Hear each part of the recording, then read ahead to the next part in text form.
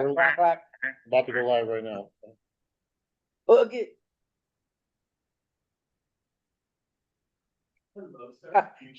Hey, you win, dude. What? What the fuck? What's up with your generations and them clothes, Jay? Oh, thought you were talking about me. I was like, God, I do bad. Look behind you, dude.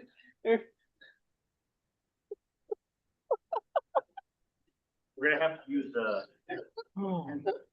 have to use Going Falco's straight to favorite. fucking hell, Jay. Never got this kind of early clearance, Bro, from a gas station in like Kansas. Alright, I fucking love dude. we are live. You get your slides on there? Yep. Yeah. I put He just mine on the desktop for balance the deck. Falco's computer, so. You know the Velcro strap. You guys go with the peasants. Anybody didn't know? Are we singing? Yeah, absolutely. Happy birthday to you. Happy birthday to you. What the fuck? Happy birthday. Damn Dear you. King.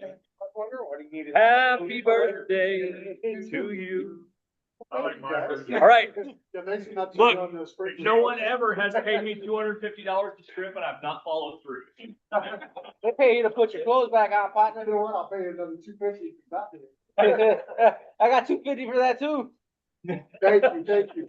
It'll be the most expensive I've ever been paid to take my Matter of clothes fact, off. we should grab. Or put it back on. We should get another $250 and buy this guy a wardrobe, Jack. This might become part of this after now. Oh, wait, I'll really throw everybody off. Hold on, let me show you here again. There you go. There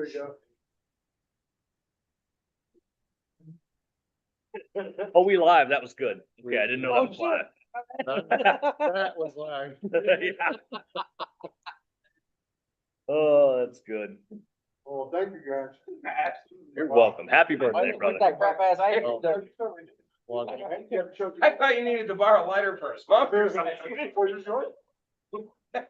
No, I want that. Yo, that would have been funny. You just set off the screen. And walked away and he goes, everybody's like, the hell is that about? Lighter than a spoon, huh? Anybody with a rubber band? Yeah, that's what we were waiting. That's what he said. Yes, He wanted that Staten Island special. The Staten Island hot shot.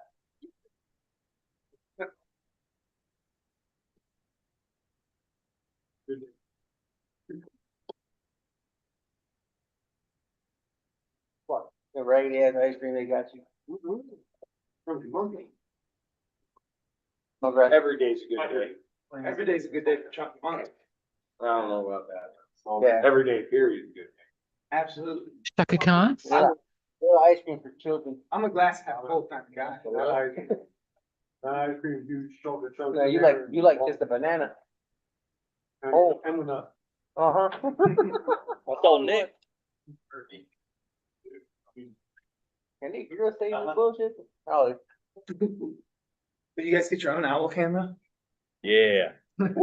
We're legit now. Too legit to quit? Too legit. Are we live? Yeah, we are. Okay. I'm singing MC Hammer so we get demonetized. I'm like saying the same thing you are. Oh, yeah, you are. Yeah. I figured we were logged in here. I'm installing software on your laptop. I should have that in there already. Well, so Logitech Spotlight, they changed the app from Spotlight to Options. And I got to install Logitech Options. Otherwise, you don't get the dumb pointer that you don't like. I hate that damn clicker. So I know, bad. everybody hates it. I love it. Despise it. I gave mine away. Feel like, bro, I'm I just was mad I hoping didn't get it. I'm fucking hoping that they had some other ones here and I got stuck with that piece of shit. I have two. I keep this one with me and I keep a spare that's like a regular clicker. That was great. You found you got, just standing right here. It was an awesome camera. Yeah, I think that's gonna work out good. Microphone tracking. Yeah. I'm loud enough, it always follows me. Don't shit, Sherlock. More software. Check for update. Oh, shit, I can't swear no more. I know. Yeah, you can. I'm like a bad. Yeah, but. True. You guys mind if I check to see if there's power somewhere else? None of these plugs work. Yeah. The only ones that work are that one. So This that one? extension cord runs all the way into that room to run all of the power in that room over there. Nice. Cause none of those work either. Mhm. Ask What Rick type of- White how I What know. type of shenanigans is I it? noticed in a couple of I stairwells. I charge my phone. Take it out on the wall. Yeah. This place is ghetto as fuck, man. I don't know what you're talking about. I don't know what they're The talking. earlier class I had in here, there's. Bro, my- I can't believe. Look, when I walked into my room, I'm like. Brent's bro, sitting here listening to us and we're not even listening to him. I never realized what I said. Love you, That's, Brent. I'm used to that. Oh, he's there. Yeah, so he's probably gonna do all that, case study and they can hear him Ah, Kidding. sweet. and show his screen on the screen. I was trying to find Huh? You my are- copy I put in here in my class. Yeah, our YouTube page. Make sure the Logitech thing. Well, So ignore- one of our ignore techs that. from Vegas, so I'm gonna have him look at it. What? Huh?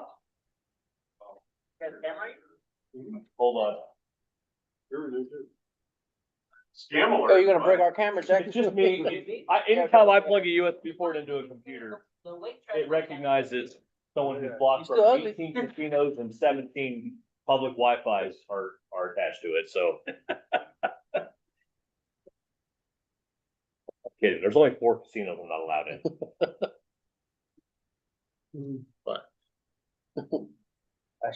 Do my Indian joke. Feather, not dot, just so we're clear. I was just referring to that. Thank you Yeah. very much. I'm Native American, so make all the jokes. huh? Whatever, man. Yeah.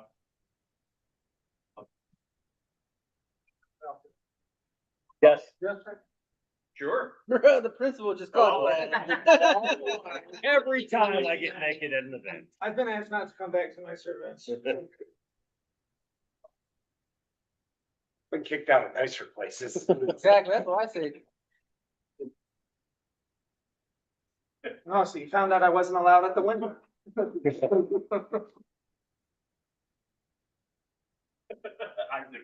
You missed out. Don't worry, Ron, I'll give you a chance later. Hey, Joe's in here. Well, we'll do it now before we get started. So He's got a cake we too. gave you a Lancaster style birthday cake, all right? I Yeah. don't know what you got, I don't know what you got, but you got a shoe fly pie here, okay? Well, thank all of you. Happy birthday, thank you What? for everything. Shoe you fly do. pie. Thank everybody for I what. thought that was a wet bottom pie. There you go. Shoe fly Okay. Happy birthday to Happy birthday, dear Fazio. Happy birthday. Hey, to man. you. What is it doing? I have Is it to updating my mouth? install the other version of. Hey, there's a really simple birthday song. Is there? Yeah.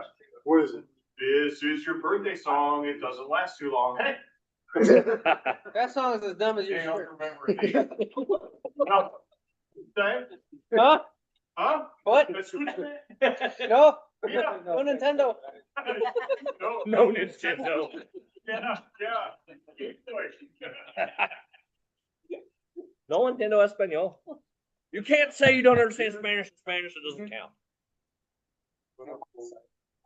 No English. No. My touchpad a little worn out. I just want this to work.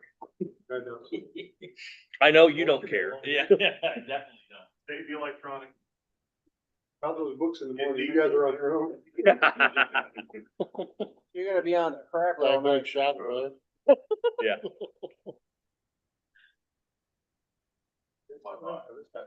I keep asking that. Nobody really knows. Nobody knows what shoe fly pie is. It's Lucas. Where? We went to a barbecue joint and they had chow chow. I'm like, bro, is that elbow or something? Like Elbow. dog? What the hell is it? The number was flip flop. Okay.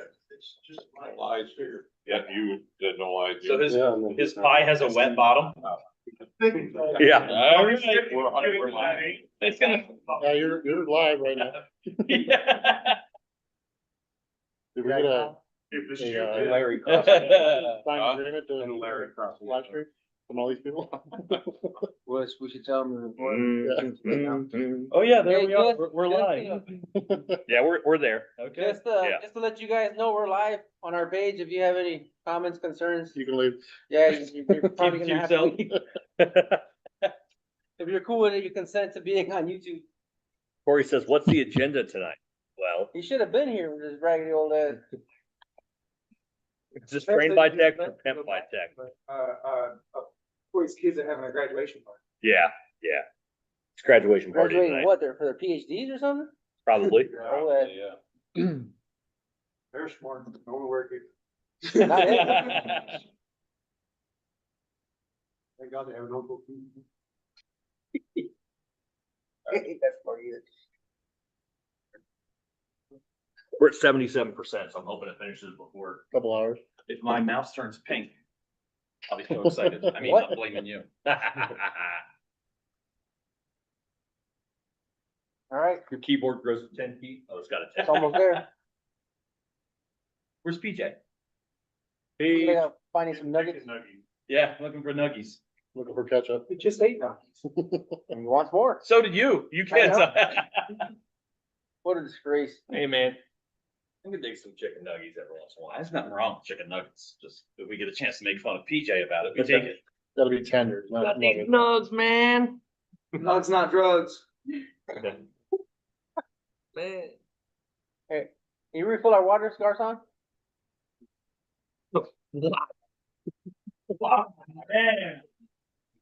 Wow. So you guys were coming in late. I just. No, I'm nice. I'm good. He's like, I'm just. Yeah, okay. He's like, I'm messing with you.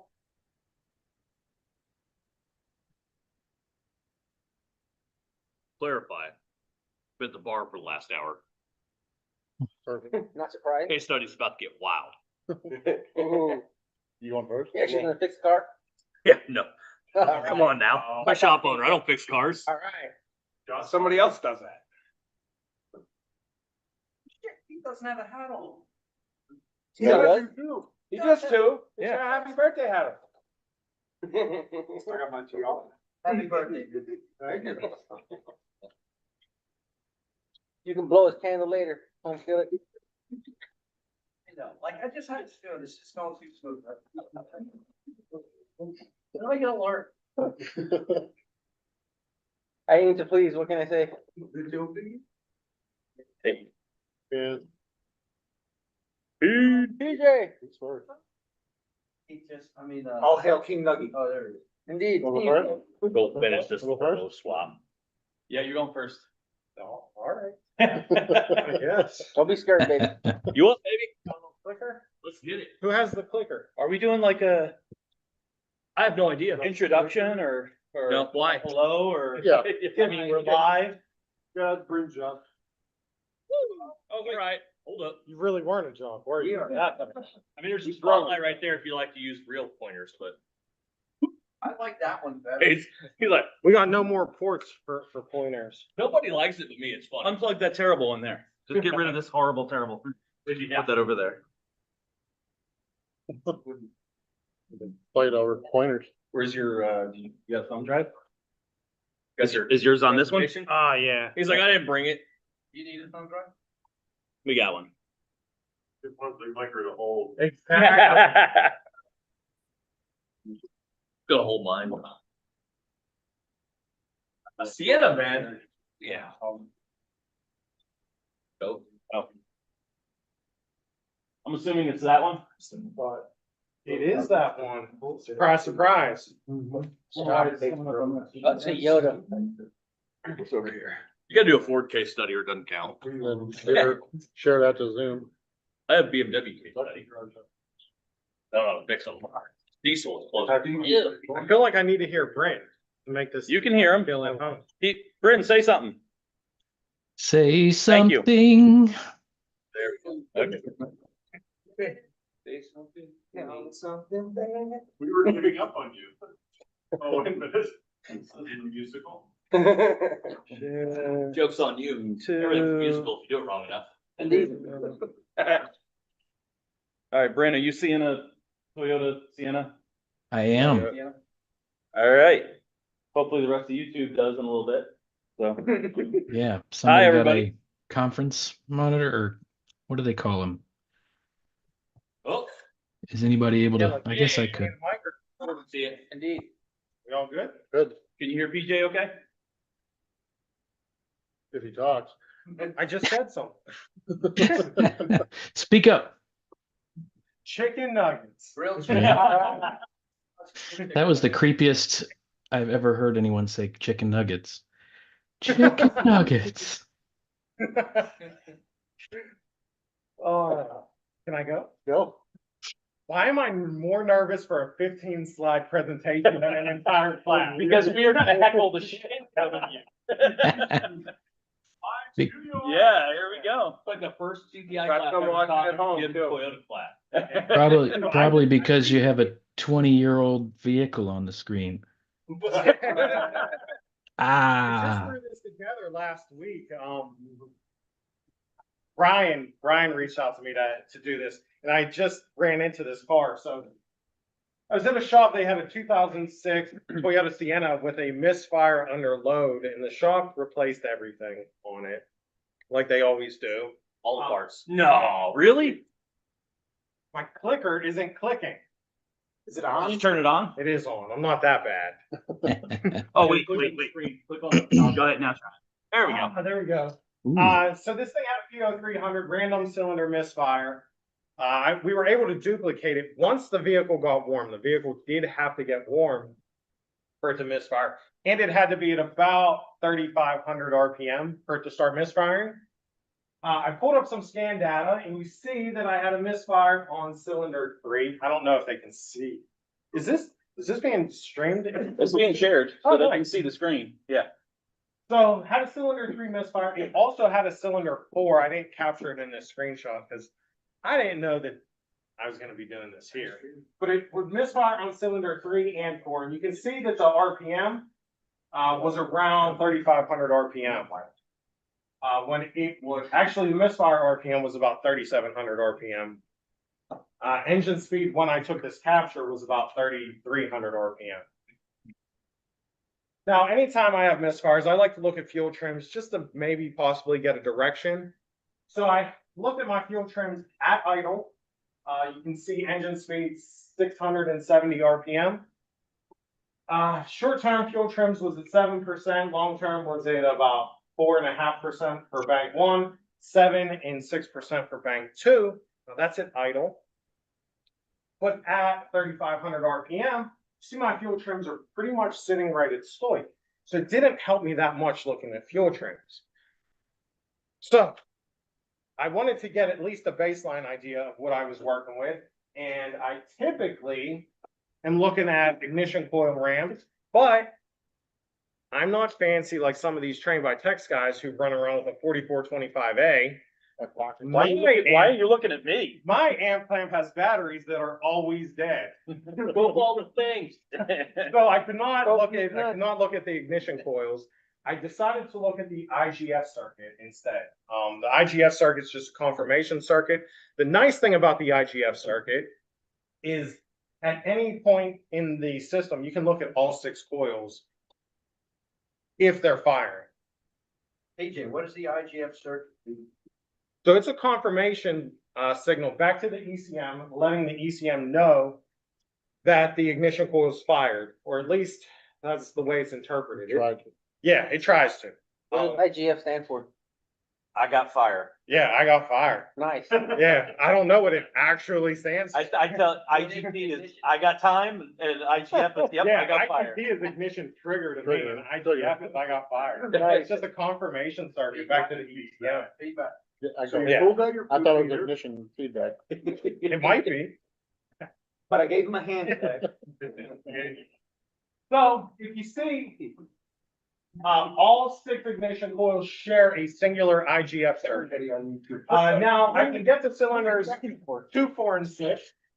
So I back probe cylinder 2, I believe. Now, the nice thing about Toyotas is even smart Alex, I was almost gonna swear on your live stream, even smart Alex like these guys can figure out the firing order on Toyota V6s. It's 1, 2, 3, 4, 5, 6. If it was a V8, these guys would have trouble. They can't count that high. But then, not that photo though, it's always Take my upside shoes down. off. It's only because my web toes.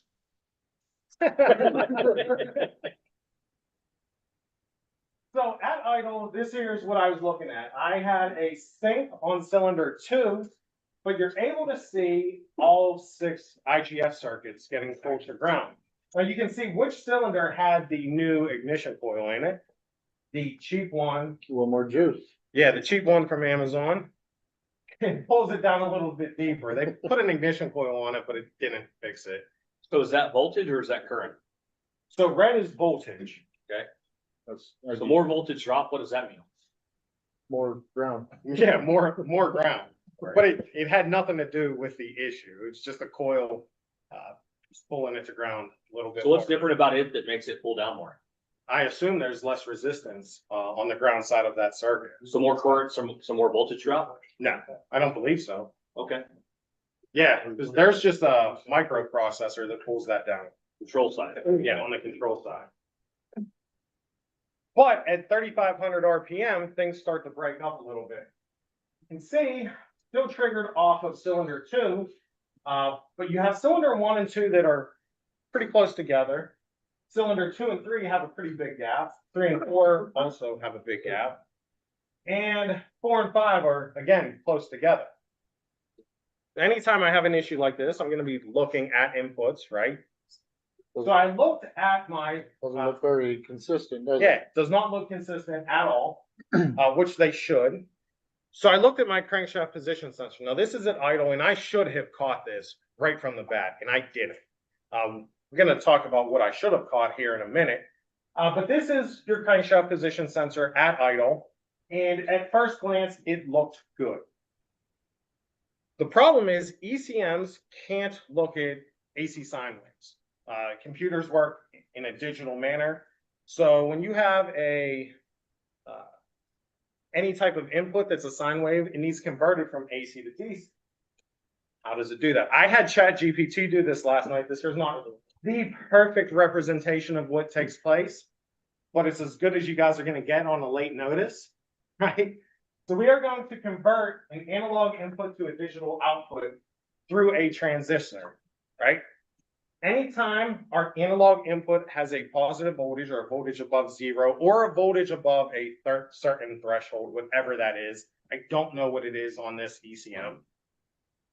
We are going to turn on the base of the transistor, which will allow, in this example, 5 volts to go through the transistor, producing a positive digital output.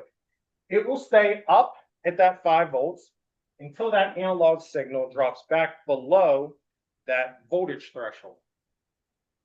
And this will repeat. This converts it from an AC or an analog signal in to a digital signal out. Now that's important to know, because when you're looking at a crankshaft position sensor waveform, we can overlay this to see kind of what the ECM is looking at. I put the dotted lines, and here's a representation of how this would be converted from analog to digital.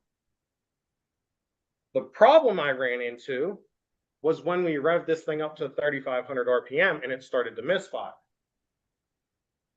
Now, the first thing I noticed was how at my cranksink, or right after my cranksink, this thing wasn't dropping back down to 0 volts at the cranksink location. And I have a little line here at 0 volts. It was not dropping below 0 volts. It was staying at a positive voltage. Anyone who scopes a lot of crankshaft position sensors knows that you should have a positive and negative voltage. They should be pretty close to each other, right? Can you see that in the scan data? Moving on.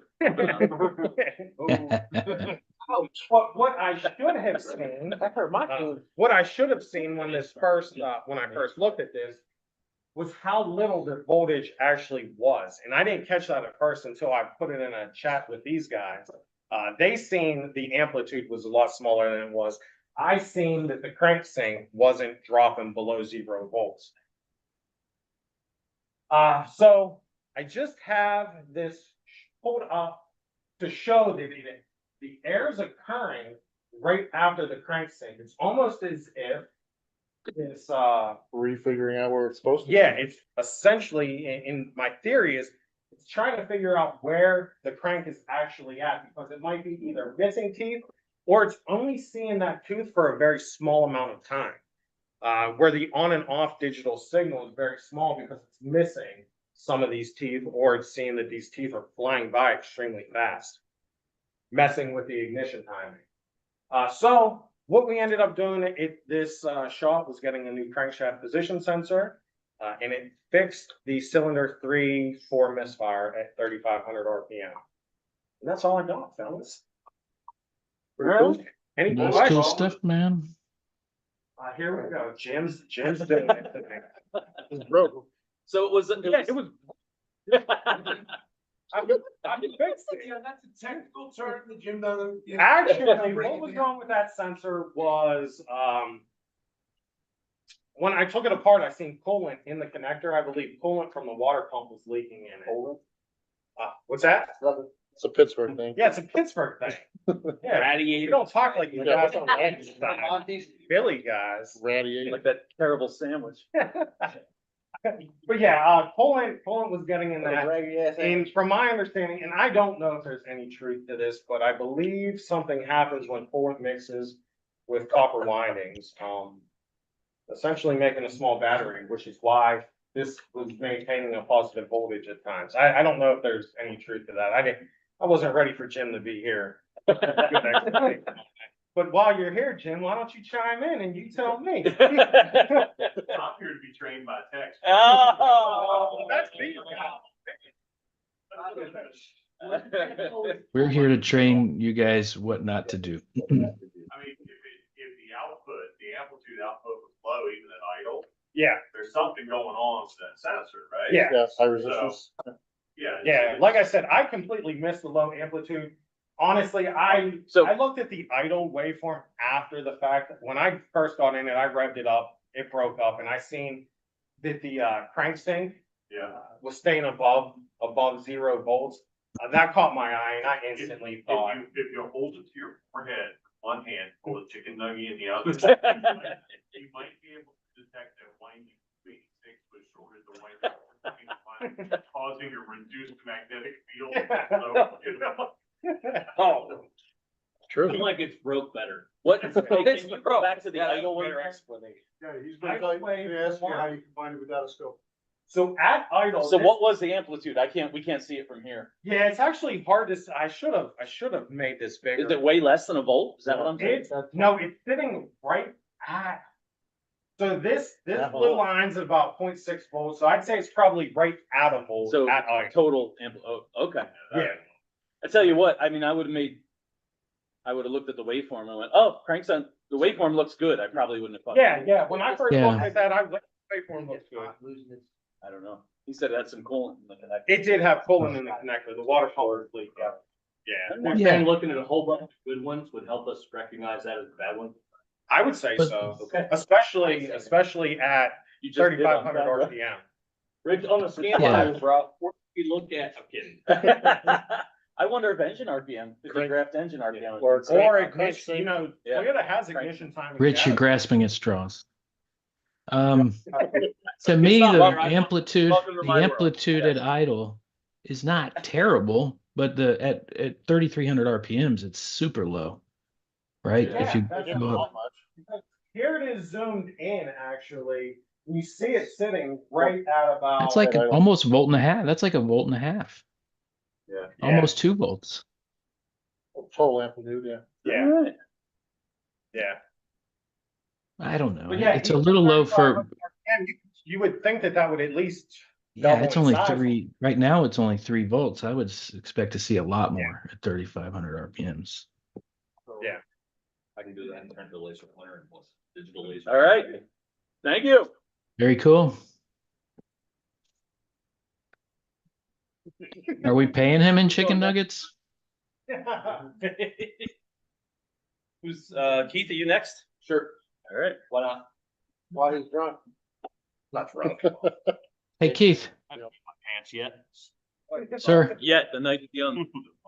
sir, do you want to do like a little introduction before your case study?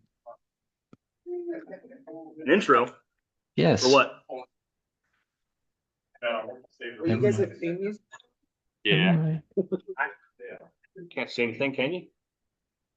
Tried to, we had copyright infringement rules. No fun.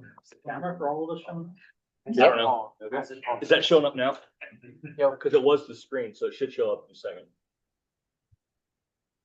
Yeah, It's very yeah, small. it doesn't. Yeah, there's a delay with YouTube. Oh, there. There we go. Give it a second, make sure. I gotta go on the chat, see how many people are talking shit over there. We were all doing it right here. While you were doing just. All right. So this one, we have a gray market car, actually. It's a 15 328i with a diesel with an N47 last year production. I don't think they made this car in the US after 2014 with this engine. I think it was a B47. But this is a gray market car from an auction. Of course. It's at a wholesaler, of course. No real history because it's out of an auction. This is not like some super sexy case study. This is a regular run-of-the-mill, everyday kind of thing. Customers installed all the parts. I get a lot of stuff that's like from other, I would say probably 80% of our work is from other shops at ours. So it's pretty common. I see this kind of stuff. I don't know the quality of the parts that were used, and they couldn't tell me either, because this is a very, very large auction. Like, I've gone to this auction and diagnosed a starter in a Dodge Ram, and the following week diagnosed another starter on another Dodge Ram to find out that one's missing the starter because they took that one off of that one to put on the other car. It happens. So sorry. Good job, security. Yeah, it's a great job security. Yeah, I hope they employ the same people for the next 10 years. So this one, I knew, some lack of better term, I'm going to use a Tommyism, fuckery happened. Indeed. There is one code in this BMW. Impossible. Yeah, impossible. Exactly. Somebody has been here. The cancel broke. It's Yeah. brand new off the lot. Yeah, somebody has been here. Now, it's a gray market vehicle, so we have a dosing nozzle, if you can read that. It's in German. It's a dosing nozzle control circuit open for the depth. And it happened at 132 kilometers, so this car's got like 90K on it or something.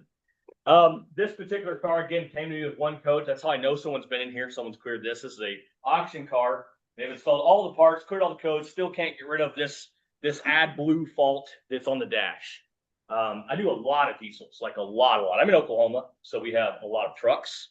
I probably can make a living off of L5P Duramaxes. So, and that's like no joke. I literally could probably do that. And yeah, I know. I would rather it be off Power Strokes all day long. But it is what it is. So I get a BMW diesel, and this is what I got to deal with. So I look at the circuit, no different than anything else. We just want to look at how does this thing work, right? It's a dosing nozzle heater circuit. So it's just a controlled short. So ISTA shows us, hey, this is a controlled short. This is just an element that has a 30 and a 31. So in Euro speak, that's a power and a ground.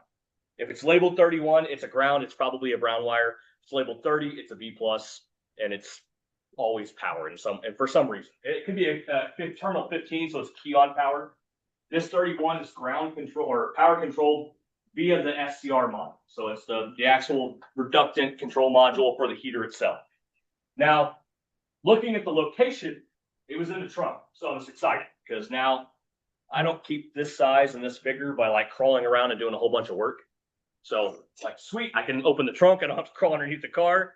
I can stay lazy with this.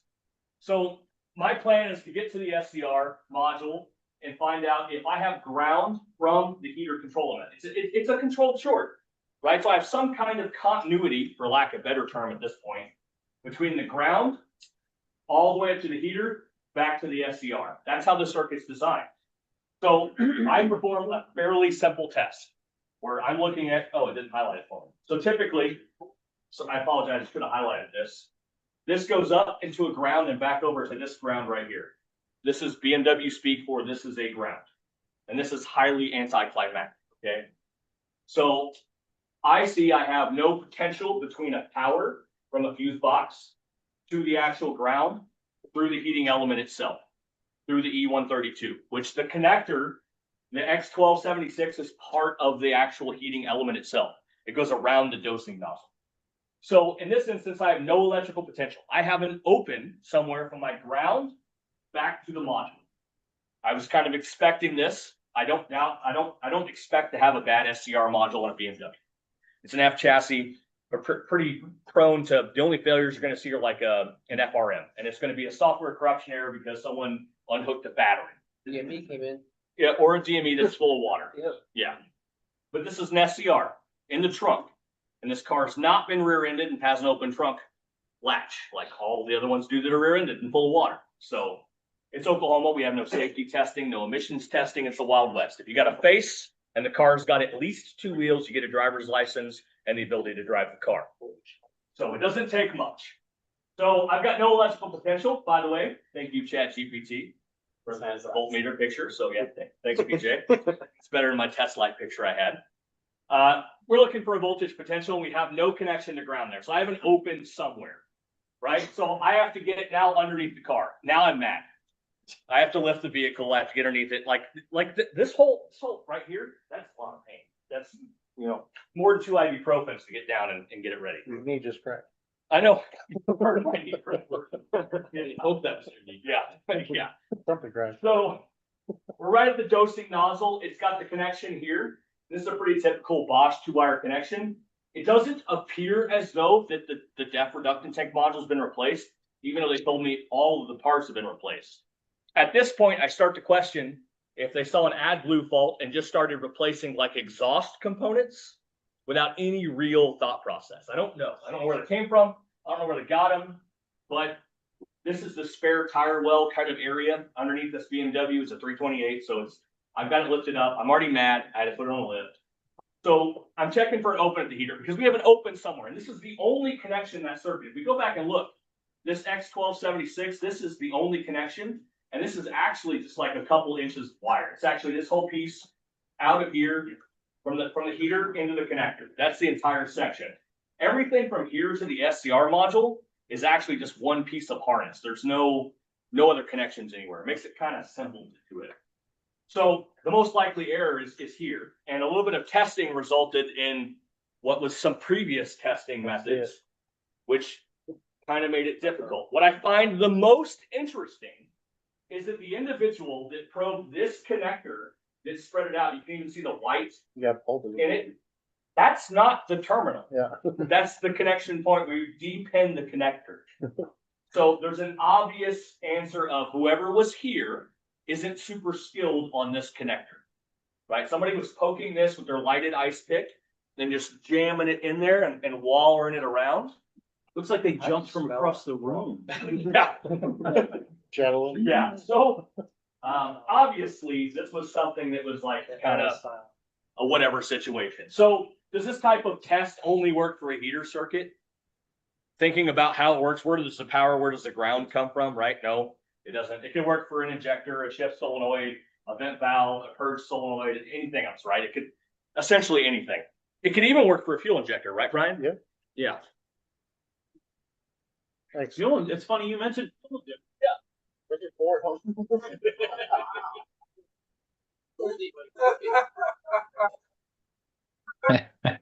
I love that they're timed differently. We love you, bro.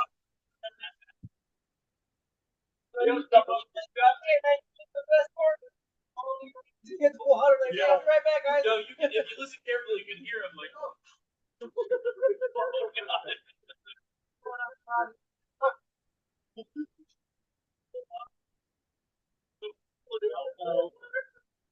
This was Brian's demonstration in front of the customer. No, for the customer. For not the video. customer.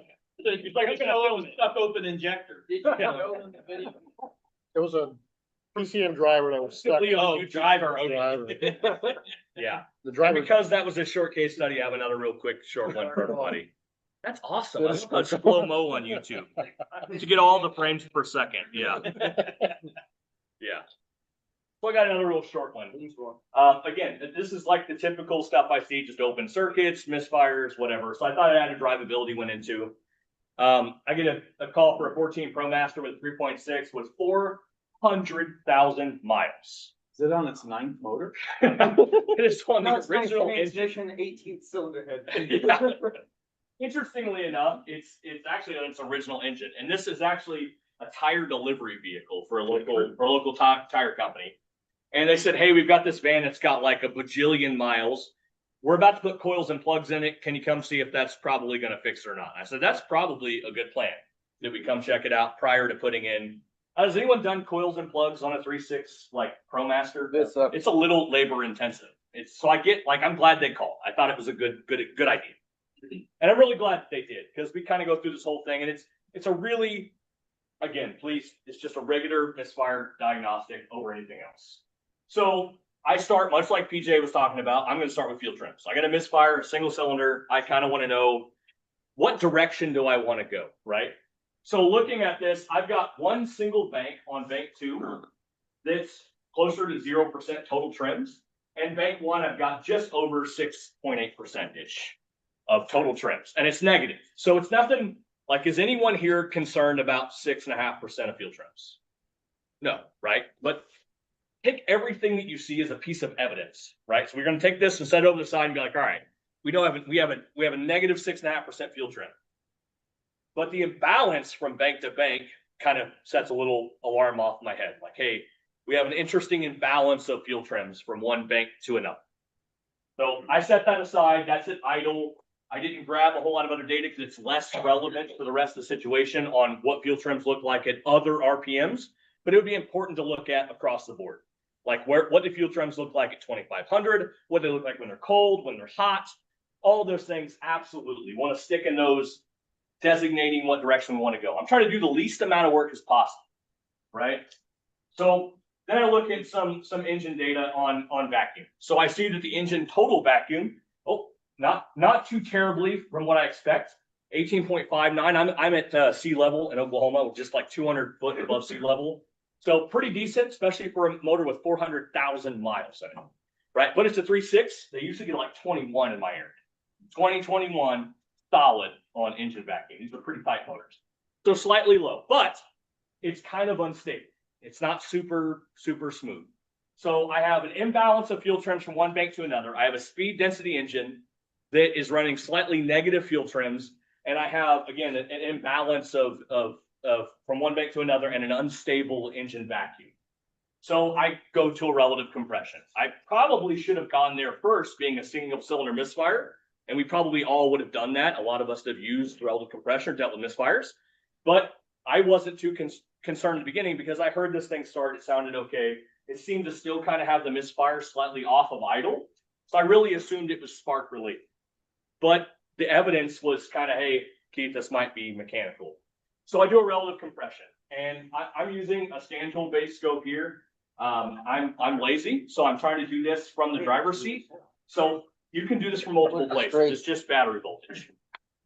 So I'm looking at relative compression. I'm AC coupled, and I have a pretty obvious one cylinder that's repeating over and over again that is slightly less voltage pulled down during this relative compression. So for those that are not familiar with the relative compression, there's a couple ways you can do this. For whatever reason, I like to do voltage AC coupled. It is much cleaner if you use an amp clamp, so you get a much better picture than what I'm showing you. I like battery voltage because I don't know, batteries are always dead in my amp clamp. I don't like everybody else's. They're always turned on in my box. I'm like, oh, well, that's not going to work right now. One less tool. Yeah, one less tool, right? It's a much dirtier signal. It is. So I've got to add filtering. I've got to clean it up. And this is voltage. We can see that because we're seeing it start as a drop during the inrush current period. So instead of having a peak of current like we would with an amp clamp, to see the starter trying to turn the crankshaft and start that electrical motion or the actual mechanical movement of the crankshaft, we see a voltage drop. So we know that this is battery voltage. I also like the AC couple because I like to fill the screen up. I like to get as much picture as I can. If you think about like a DC coupled image, I think Brent actually explains it really well when he talks about looking at it like an ocean. You know, the sea floor to the ocean top is like your 0 to 12 volts. And we really need to zoom in on just the waves, just what's happening and changing in the battery voltage. So looking at AC coupled, I could see a much better, clearer picture across the screen to see a lot of data. And I'm dumb and blind, so a lot of data is good for me. So I can fill the screen up. And as an image, we can, now this is a broken car, a separate broken vehicle, just another slide from another area, showing we can add a second channel in to kind of identify what cylinder is which as we go. So that's just a 4-cylinder engine with a complete loss of compression. And when we're looking at these battery voltage, where this comes from is as a piston comes down and goes back up, starter's working harder and harder. So we see more and more current pull. And with current pull, we have Falco pull. Couldn't find the image of you squish. Yeah, I was going to squish it. Oh, should have gotten my, the pull. Other video. Yeah. I'm glad that's not up there. So as the piston comes to the theoretical top dead center, or the point of most compression, we're gonna have the most amount of current pull that's happening from the battery as the starter does more and more and more work. So we're gonna have more and more voltage drop as the piston comes to the theoretical top dead center. And I like to say theoretical top dead center because in the event you have a valve timing concern, your point of most compression, most pressure in the cylinder may not actually be top dead center, right? Because if we have a valve timing concern that's across the board, its point of most compression maybe just before the exhaust valve cracks open too early, or an intake valve opens up at the wrong time as well. So I just gotta be careful when I say top dead center, because it may not actually be top dead center. But that's what we're looking at. Now this is an in-cylinder capture, totally separate kind of thing, but I had this piston animation already made, so I kind of wanted to utilize that. And it was easy to add, Bruce's face in there. So it was fun. You're welcome. I still love it a lot. So we can look at this a couple different ways. We can use an amp clamp, and another method that a student taught Brent and I, actually, I don't remember, Brent, if you remember this, but it was in Colorado. And do you remember the kid that laid his scope harnesses over the top of the engine? Yes. Yeah. So we bugged a couple cars in class and for some students. And we were like, hey, we bugged a couple vehicles, and some of them were different ways. We were showing them some different tests on oscilloscopes. And one of the students was like, Keith, I figured out what's wrong with this car. So I come over there, I'm like, okay. And I see that he has it hooked up for relative compression. So I know that he actually didn't diagnose it yet correctly, but he's doing a test. That's what's important. Get students, or they're putting hands on cars and they're doing tests and they're learning how to set a scope up, and he's got a capture, right? So he's 10 times above where I was in high school when it came to understanding how to work on a car. I mean, the kid's got a capture on a scope, leaps and bounds above most of us at high school level, right? Most of us didn't even know what to do with a scope, let alone we're trying to plug it in the wall, right? Yeah. So he's like, I got it figured out, Keith. There's these voltage spikes that are causing my problem. And I was like, that's just secondary noise because you laid the cable over a coil. And he was like, oh, okay, so it has spark. And I was like, yeah, actually, yes, you're right. It has spark. Yeah, absolutely. And he's like, oh, it's near top dead center because it's near the peak, right? So at least timing's correct. And I was like, yeah, you're 100% right. That I've never ever thought about this my entire career ever. Feel like a complete idiot because he has no idea what he's looking at, but he deduced more information from a single capture than I ever thought of. Here I am filtering it out. I'm like, it's just noise. We don't need that. And I'm like, thanks, high school kid, for teaching me something that I'll use for the rest of my life and make thousands of dollars on. The gene like, so he laid the cable over it and picked up secondary interference, and we can see that in this image while using an amp clamp. And I took it a little farther. You can use the U-scope even to do this. Now, a lot of you are like, hold on, I use the U-scope often. How do you get AC coupled? Well, they actually make an AC filter, don't they, Brandon? Wherever you're at. Doesn't filter everything out. Yeah. Can you plug this into like a regular outlet? And I asked Brandon for permission for this before I did it, and now it's been a few years of doing this. You know what? About every couple of weeks, I get a screenshot from a classroom. Yeah. And I'm like, It looks like this. This is not for 120 volts AC. And that is by far the least dumb thing I have ever done that you did. So I just got really fortunate that what I did, I didn't film or like tell anyone. I just hide it because I'm an adult and I can't hate it. And Brandon's a real man and told us what he did. I'll put mine on YouTube. Yeah, he put his on YouTube. Yeah. So they make an AC filter for the U-scope, and it allows you to AC filter the signal to an alternating current signal. So we can use a U-scope almost anywhere we can see voltage, which a breakout box is a great location to get battery voltage inside the car. I have to add a small little waiver here that if you work on a vehicle with a DC-DC voltage converter, like the one I texted you about, it's like, hey, doesn't this car like filter voltage inside the vehicle, Rich? And he's like, absolutely. So that would be why you're seeing no relative compression on this 2019 Impala in your bay from the OBD2 port. And I was like, God, you mean I have to pop the hood? And he's like, yes, Keith, you're gonna have to get off your freaking lawn chair and pop the hood. So that happened, but you can grab battery voltage any place in the car. So this relative compression test gave me quite a bit. And that was kind of a little tangent on relative compression, that you can grab it from lots of places. There are lots of tools you can use to grab it. And if you look close enough, we can see some of that secondary voltage in there because I did a terrible job at moving it and you can't see the picture. But the lead for that is actually wrapped around an ignition coil. So take the lead from your U-scope and wrap it around an ignition coil and pick up that secondary voltage noise, and you can see it in the capture. So I apologize for not getting the picture put on there, but you can actually see the noise in the capture itself, and we induce that by running that cable. Now, some ignition coils are shielded really, really well, and you can't do this no matter how hard you try. I'll add that that's with one channel. That only is one channel. That is just one channel, right? Yeah. So I'm trying to be lazy, Brian. I'm just Exactly one as channel. lazy as possible. That's right? a one channel scope, so you have to do that. And that's a lot of information from one channel scope. And there's an obvious issue here with this one too. It's a slight variation in relative compression. And that's all we're looking at is the difference of compression from one cylinder to the next via battery voltage. So now, could this be cylinder wash?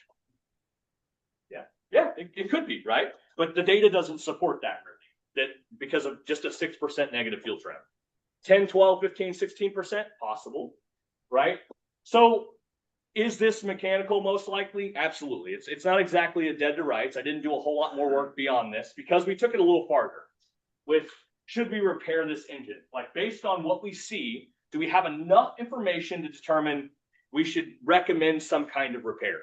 So we took it a little farther and looked at some more scan data. Again, for Rich, we looked at some scan data. We didn't have to scope everything. And we have an exhaust hand crank difference from each bank intake and exhaust of nearly 6.5%. At 8%, this car is going to set a timing code. So we are less than one, we're right at 1.5% away from setting a timing code. So not only putting a cylinder head on this car would possibly fix the car immediately, but in the long term, we're going to need to do chains and guides. So then you have to have that discussion. For me, it was a discussion with the shop of, okay, how much is this van worth to you? It's got 400,000 miles. Is the transmission in good shape?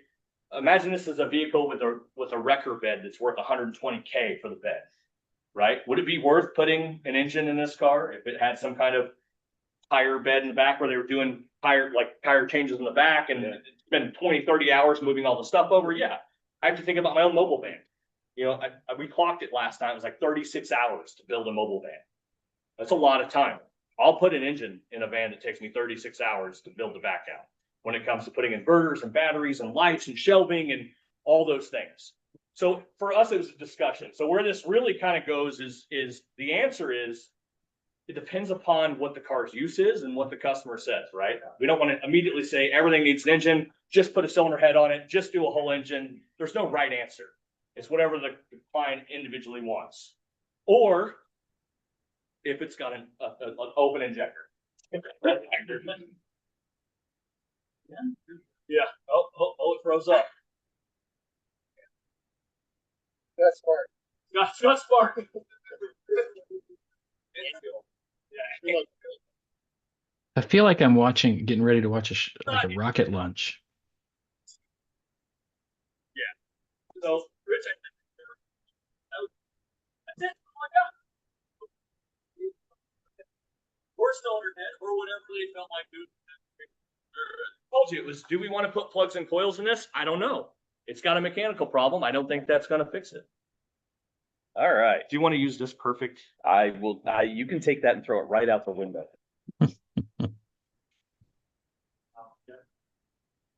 It's a hotel, the windows don't open. Yeah. I don't care if he throws it hard enough and it breaks. I'm okay with it. I hate that thing. Somewhere else you can put it. Just trying to be nice. Okay. It's so much funnier.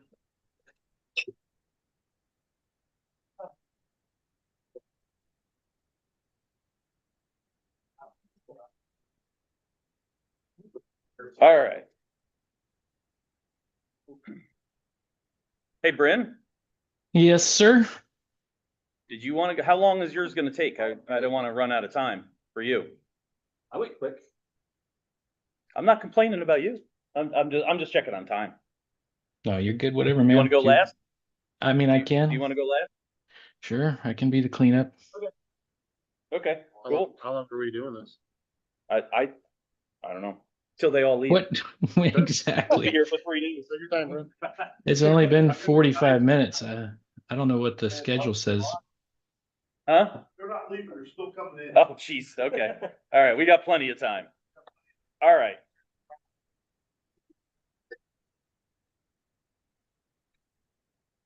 Bear with me here for a second. Oh, I forgot to save it. Oh, why did he save it? Okay, sorry. You guys are gonna see a lot more exploding injectors quad forward, but I forgot to save it. Right, we saved that picture on every slide. All right, so, there's a story with this car. This is not a particularly difficult diagnosis by any means, but, I was teaching in Phoenix a couple of weeks ago, and I was doing a diagnostic class for a big dealer chain. We won't say names, but if you wanted to buy a car, there'd be a maximum amount of cars at this place. But anyway,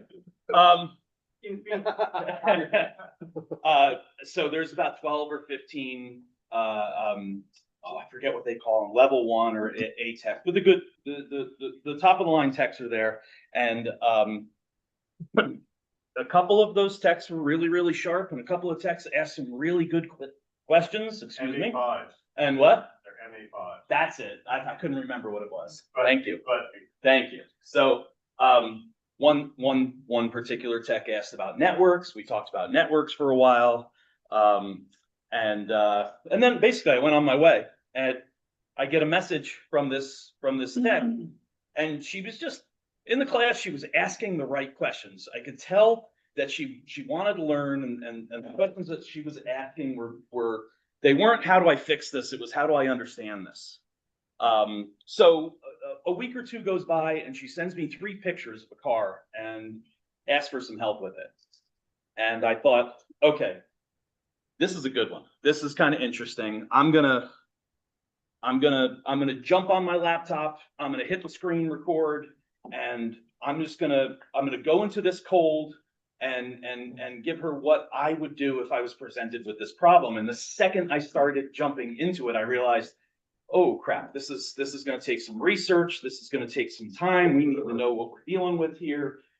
So I had to pause the screen, back up, and go, all right, let me dig into this for a little bit. So a lot of this case study is about looking up service information, about knowing what's available, about following, I don't want to say a proper diagnostic game plan, but just learning about the system. So the problem is a 2021 GMC Acadia. The complaint is the rear camera doesn't work.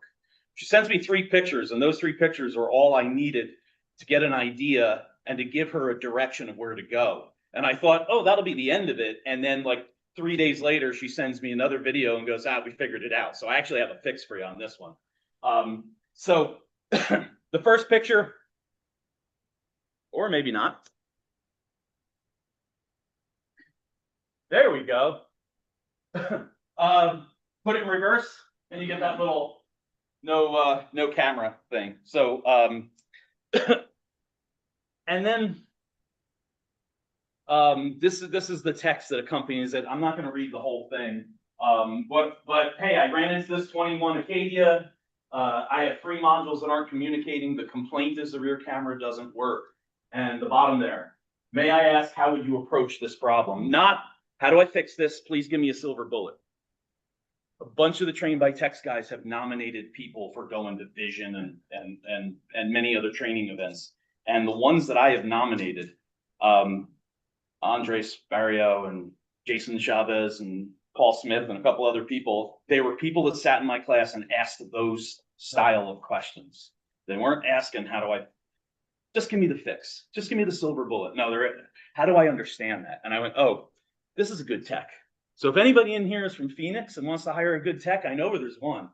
But anyway, she gives me a screen capture with the code and the rest of the modules. And I said, okay, let's jump into this. Let's see what we have. I've got a code for rear view camera performance, signal invalid, a B359A08. So, okay, no problem. Let me go grab some service information. And the first thing I noticed when I searched for a B395A is 3 different diagnostics. Is it in the video processing control module? Is it in the radio? Does it have a UVB, a UV2 RPO code? So the questions that I'm starting to ask myself is, where is the code? It will matter. Normally, I'll be honest with you, normally, in my mobile business, I would probably be like, it doesn't matter. Let me just go click one and let me figure it out. And that was my first thought. I went, it's probably not going to matter.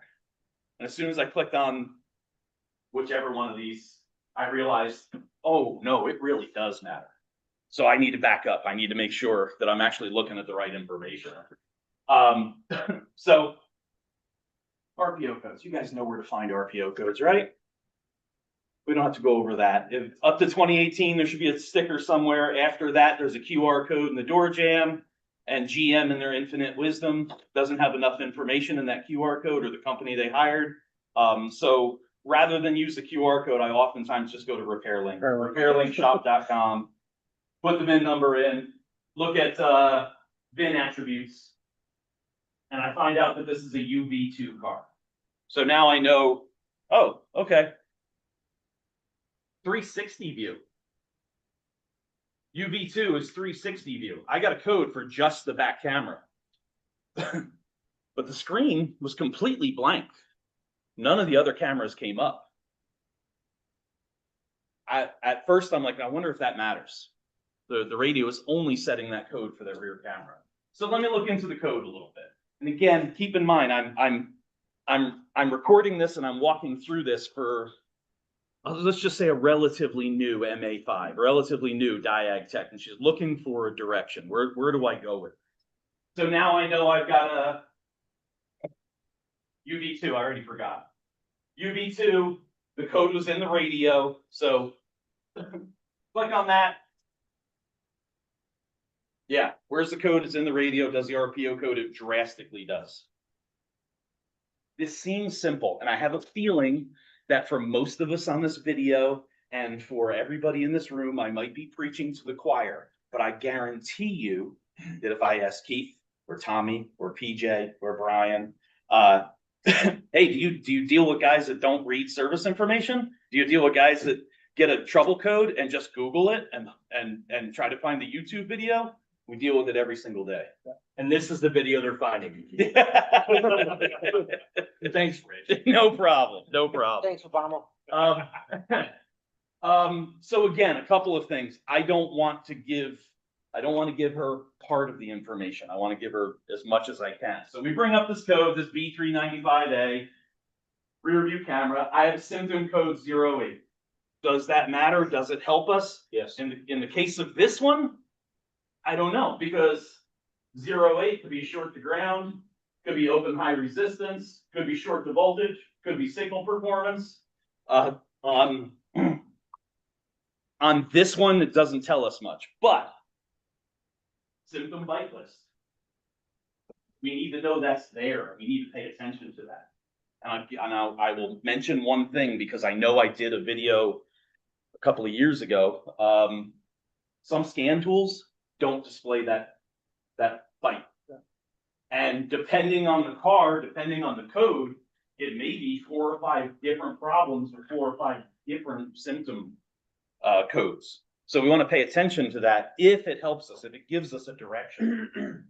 Click on that symptom byte list and it brings up, yeah, an O1 is a short to battery, an O2 is a short to ground, and so on and so forth. O8, performance, signal invalid. So unfortunately, at this point, that doesn't help us much, but again, I want to make sure I'm giving her all the information. Scroll a little bit further down on that code. All of the information that I get for this car, I will tell you the truth. I was searching, I was going to MotoLogic, I was going to All Data. And then when I started writing this case study for tonight, I realized, holy crap, there's a link for everything that I went searching for right under the trouble code. You search the code and service information, and you go here, and GM gives you everything you need to know right there. It is frustrating for a lot of us to see a shop use a very expensive scan tool as a code reader and then run to Google. Again, the answers are there. The answers are there. We just have to know to look at it. I've never worked on the surround vision of a 21 Acadia before. Description and operation. How's the system work? It's got 4 cameras. Consists of these components.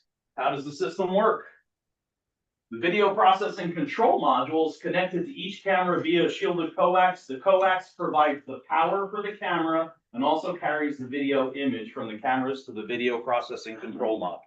So I'm not going to check powers and grounds of the camera itself. It's in the coax. Okay, cool. I kind of understand how this system works. Not going to read the whole thing, but I'm still under that code. Wiring diagram. Schematic reference, image display camera schematics. I'm not ready to go there yet, but if I was, connector end views. I need to go check powers or grounds or connections. Everything's right there. Scan tool reference.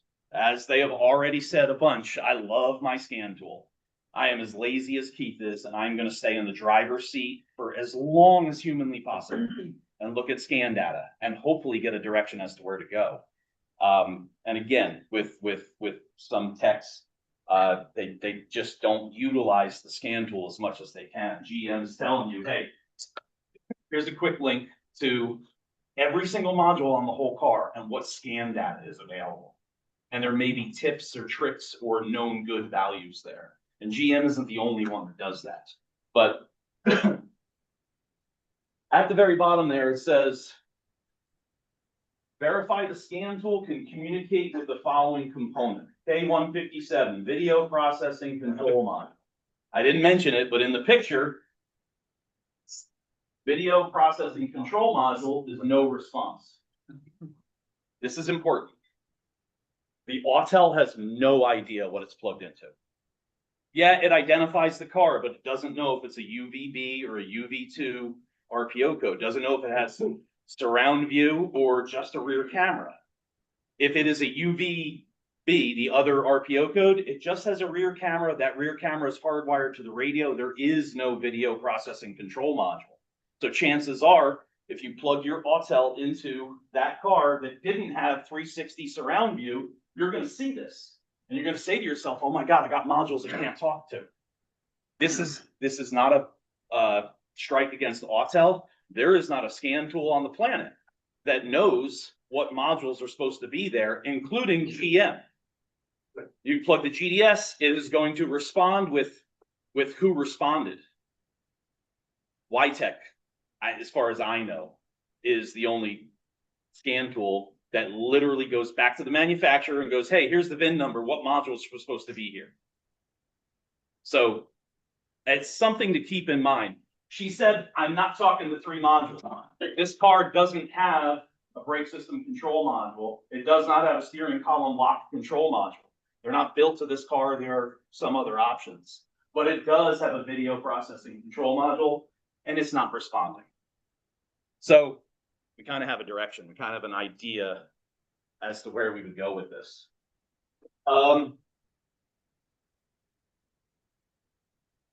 Refer to scan tool does not communicate with gateway isolated low speed GM LAN diagnostics. I'm not ready to click on that yet, but if you did, It's got general network diagnostics. It's got terminating resistance and how to check things with a multimeter, and you don't need your scope. But it gives you some good information on how to chase down network problems. But I don't think this is a network problem, at least not yet. I haven't done enough research. I'm not standing in front of the car. I have 3 screens to go on. And what I'm trying to do is give her my thought process for how I would attack this particular problem based on the information that I have. So I want to look at the wiring diagram. Again, all of these things are hot lights off of that one trouble code. Image display camera schematics. I could have a UV2, I could have DRZ, I could have UVB. If I click on UVB, you see this is the entire system. Rear view camera going directly to the radio. I don't have that system. So if you were a tech that had this code and said, oh, this doesn't matter. RPO codes don't matter. Let me just click on this. You're selling this car a camera. And I'm not sure it needs a camera yet. But based on this, you would go, oh, well, yeah, okay, it needs a camera. And this is an auction car. We don't know the history on it. So we can't just assume, oh, it got hit in the rear end or anything like that. So let me click on the right thing. 360 vision, power, ground, and serial data. Make that bigger. You like that? Image processing control module, 4 coax cables going to 4 cameras, front, back, and each side. And a coax going to the radio. So how does this system work? All 4 of these cameras provide info to this image processing control module. Image processing control module stitches it into one fancy picture that all of our customers think there's a satellite somewhere taking a picture overhead. Like, they have a drone following me? No, your cameras are doing. Yes, they do, but it's not for that. Yeah. We have to put our tinfoil hats on for that. Anyway, then the video Says the guy processing from control Oklahoma. provides coax to the radio with a image. My first thought when I looked at this is, why do I only have a rear view camera code? If the image processing control module isn't giving the radio any data, why do I only have a backup camera code? Absolutely. Is that image processing, what's that center wire going around? See power and ground, or see power supplies. Power and ground. What's the one going up the middle? Data communications.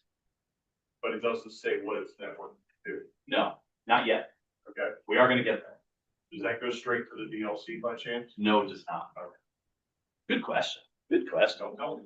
That was my thought. Was okay. Could I have a bad video processing control module? Yeah. Could it be powers and grounds? Yes, because what does this module need to work? Powers and grounds. I could still have a network problem. And the radio had the code?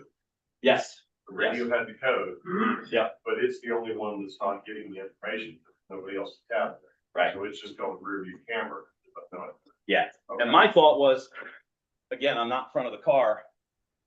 Clear the codes, put the car in reverse. What's the first thing the radio looks for? Looks for the backup camera. Doesn't see the backup camera, sets the code. I wonder if you cycled the key, cleared the code, turned the key on, and hit the surround view, if it would pick up a code for the other cameras. And I actually went and looked at the DTC list, and yeah, 395B, 395C is codes for each side camera. So again, I'm not thinking logical thought process here. I'm not ready to call a module or do any test yet. I'm still sitting in the car with one trouble code, and I'm looking at modal logic, and I'm looking at that information. Could it be a network? It could. Could it be coax to the radio? It absolutely could. I don't have any history on this car. Could it be a bad video processing control module? Yep. So I click on network schematics and I get 18 different schematics. Holy crap, where is it? Well, if we go back to that trouble code, it tells you scan tool does not communicate with gateway isolated low speed GM LAN. Isolated low speed GM LAN. I don't need to worry about 18 different networks. I need to worry about that one. So again, let's make this a little bigger. There's my video processing control module, my cluster, my radio, my amplifier, telematic communications interface control module. Go back to those pictures she gave me.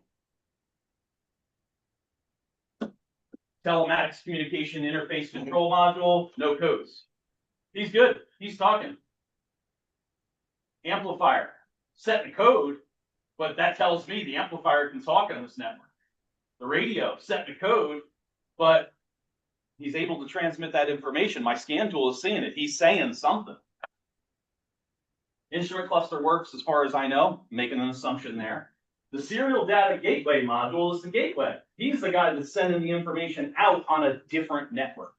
My scan tool is plugged in at the OBD2 port and he's getting this information. So that means he's talking too.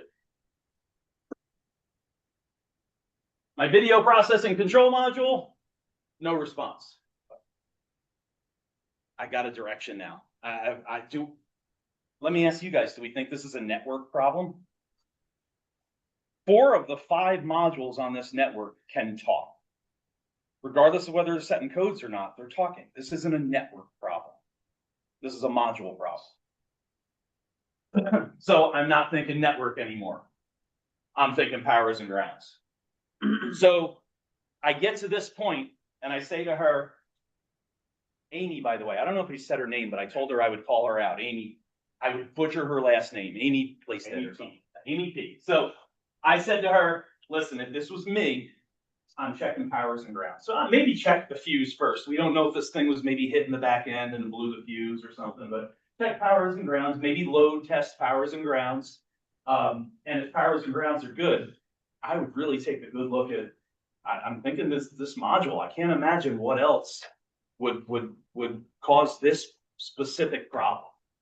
And I said, listen, the powers and grounds are good. Maybe we need to do a little network checking, but I would kind of lean towards that module. And that's where the video ended. I said, that's where I would go.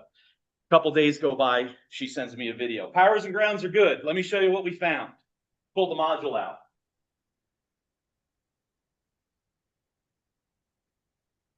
Nice. Michael Phelps module. Yeah.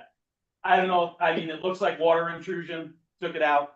Yeah, no shit. Rich, where did that sit at in the vehicle?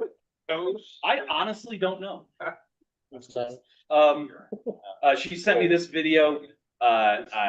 We talked about control module references, which is another document that tells you, hey, you're going to replace the module. What does it need? This is a plug and play module. There's no programming needed.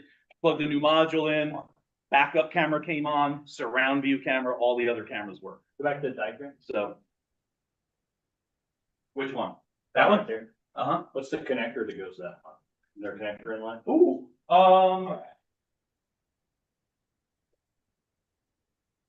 X1. Okay. I haven't. Not another connector in between that module? Okay. No, I don't see anything. But if you go back Why to were the you- data, I thought it was like an X300 or something. I was gonna say the connector is somewhere in the middle of the car. But Well, we have a J400 here, or so J4, yeah. So somewhere in the back seat area. somewhere So it towards goes the back. front Yeah. to back of the car. That module is got a lot of wires. Amy, if you're watching this, tell us where it was. See if she put something in the chat. But yeah, this again, not a difficult problem, but Gotta know how it works. yeah, if you don't know how it works, you can't fix it. And the video I sent her was 10 minutes long. It took me probably a half an hour to dig through the information and get everything I needed to say, oh, okay, this isn't a network problem. We don't have to go crazy with the scope or anything like that. Let's start with powers and grounds and go from there. So, huh? Yeah, that's it. So congratulations to Amy for figuring that one out. Yeah, Amy. if you go back, Rich, can you hear me? What'd you say, Bryn? Go back to the network slide.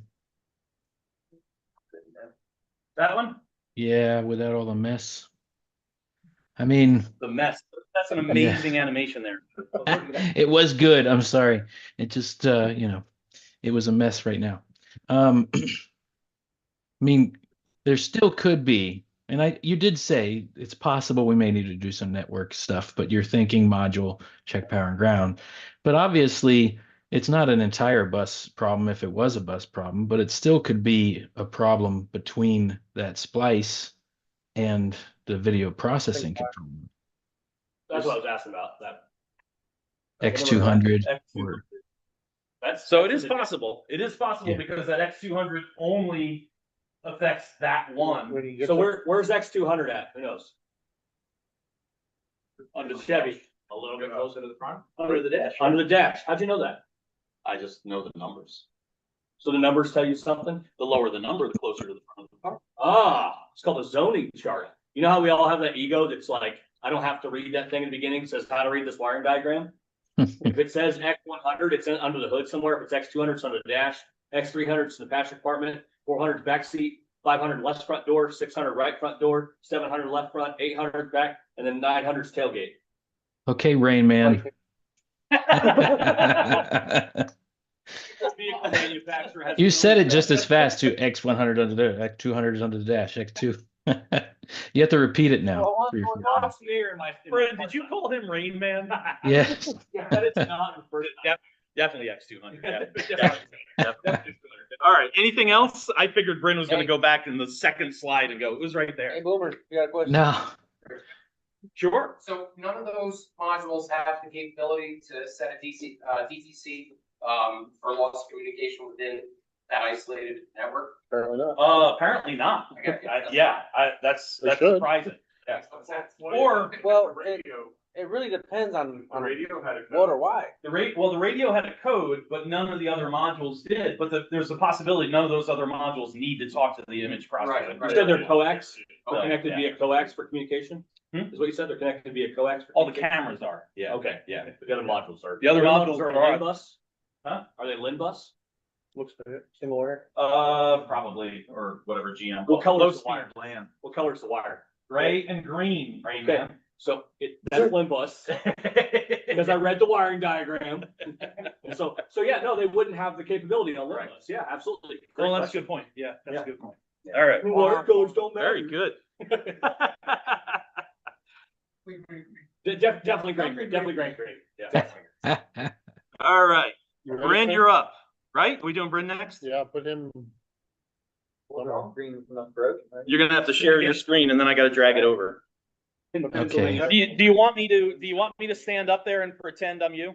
Yes. There.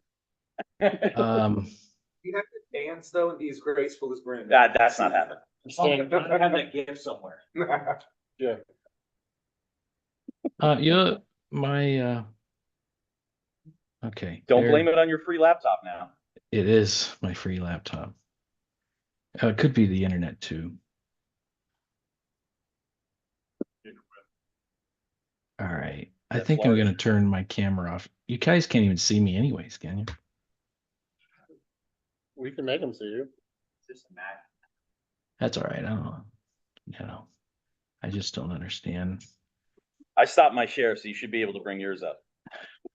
if my mouse. Do I would even want to actually look at the chat?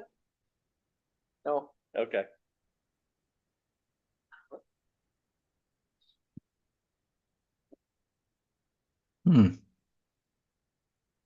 Sorry, guys. My computer is being very mean. Free computer. All It's right in his mouth.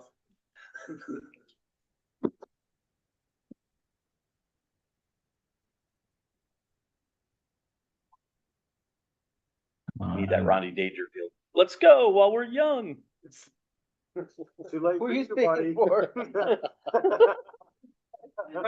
That shit doesn't. I had to say that. Thank you, Tommy. Thank you. All I right. need the rip. Anybody have Zoom hotkey? Because my mouse won't go down to the share screen button. Sounds like personal issue. Yeah. I can't share your. I don't know, Bryn. That's it, everybody. Good night. No. You guys are all really comfortable with technology. You know what? If I go to display, Sorry, Brittany. I can change my main display. Okay. Come on, Joe, you can figure it out. My computer. Minimize your, taskbar. Pull out. Taskbar in the way? Hmm? Is his taskbar in the way? Yeah, what's going on? Full screen it? Hit control Make shift this my F5. main. Control Okay. Shift F5? Power, that puts PowerPoint in presenter mode. Well, he's trying to get Zoom. He's trying to share. He's having a problem with Zoom. Oh. Come on, Joe, you can do it. All right. Damn it. Oh, pretty. Let's go. Did you transfer the controls over to him? He's gonna be sharing his He screen. should be able to do it, right? I don't have to make him a host or anything. No, yeah, I should be able to Zoom. do it. It's literally the laptop. He did it will before. not- He had it. We should, Yeah. before the class, he did it. Okay. It might. Try turning it off and turning it back on. Your laptop plug in? Smack it around. RTFOM, Bryn. I wish you guys could see this. Like the top of my screen is functional, and then there's this like staticky bar in the middle, and my mouse cursor will not go below that staticky bar, which is where the share screen button is. It's crazy. Can you like Can you minimize? drag it over to a second screen? Windows Zoom so it's smaller. Yeah.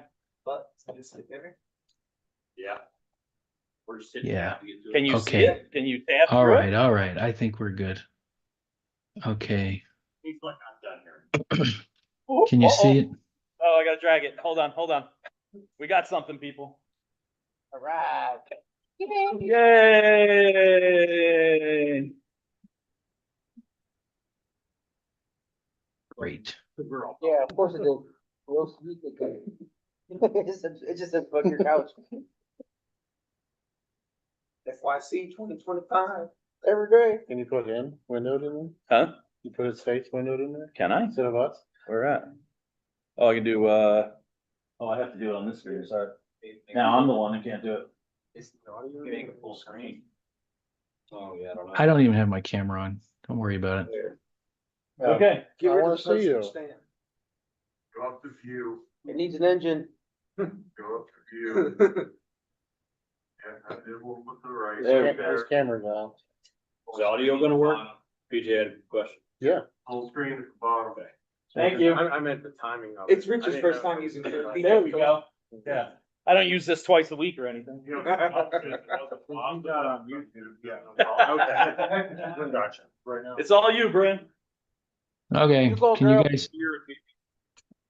You don't need me to turn my camera on then? Yeah, we're fine. Volume up. I- So soft spoken, Brent. You might have to speak up, Bryn. Okay. Use your outside voice. Okay. I think it's as loud as it can go. Okay. Okay. Okay, whatever, man. I'm gonna move on here. Hey, since nobody else did it, thank you guys so much for having us on. This has been a lot of fun. I don't even know who's in the room. My friends won't share with me what's happening there or who's there or how many people are there. Look at the video. All 6 of us are. There's no one here. But if Ron, Dave, Brett are in the room, thank you guys so much for inviting us out. I had a good time. I feel like I'm there, so it's pretty cool, except for the fact that I can't see anything. So I feel like I'm there, but I'm blind. Anyways, all I can do now is kind of share with you guys what not to do, because it seems like I can't diagnose my way out of what do they say? Wet paper sack? Is that? Yeah. No, I'm doing pretty good, but I did have a couple like mishaps that were my own fault lately. And this may or may not be one of them. So let's get to it. 2018 Kia Sorento 3.3 GDI. Customer concern is low power and the check engine light is on. So initially it was towed to the Kia dealer. The Kia dealer condemned the injector driver box. So the injector driver box controls the injectors, and it also controls the high pressure fuel pump regulator, spill valve, if you will. This is a Hyundai Kia thing. I'm not a Honda Kia tech, but it's not conventional for what I'm used to working on, which would be the engine control module would control those things directly. But some of these vehicles, I guess some of the ones that I've worked on do have this type of configuration. So let's see. It was, like I said, they condemned the injector driver box. The vehicle does have emissions warranty still, but it does not have the bumper to bumper warranty. But she did have an extended warranty that she bought. So they ran it through the extended warranty and it was not covered. So moving on here. I don't know if did it move? Did the slide change? No. Nope. Why did the slide not change? It changed on my presenter view. What the hell, man?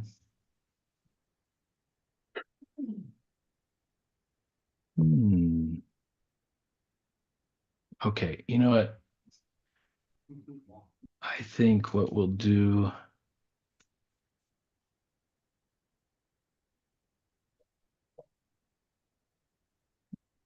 is try this again. Sorry, guys. Isaac was falling asleep on the live stream. I need milk and cookies. Okay, You got milk. are we good? That's a shoot fly pie, right? You gotta share your screen, bud. Oh, I thought I did.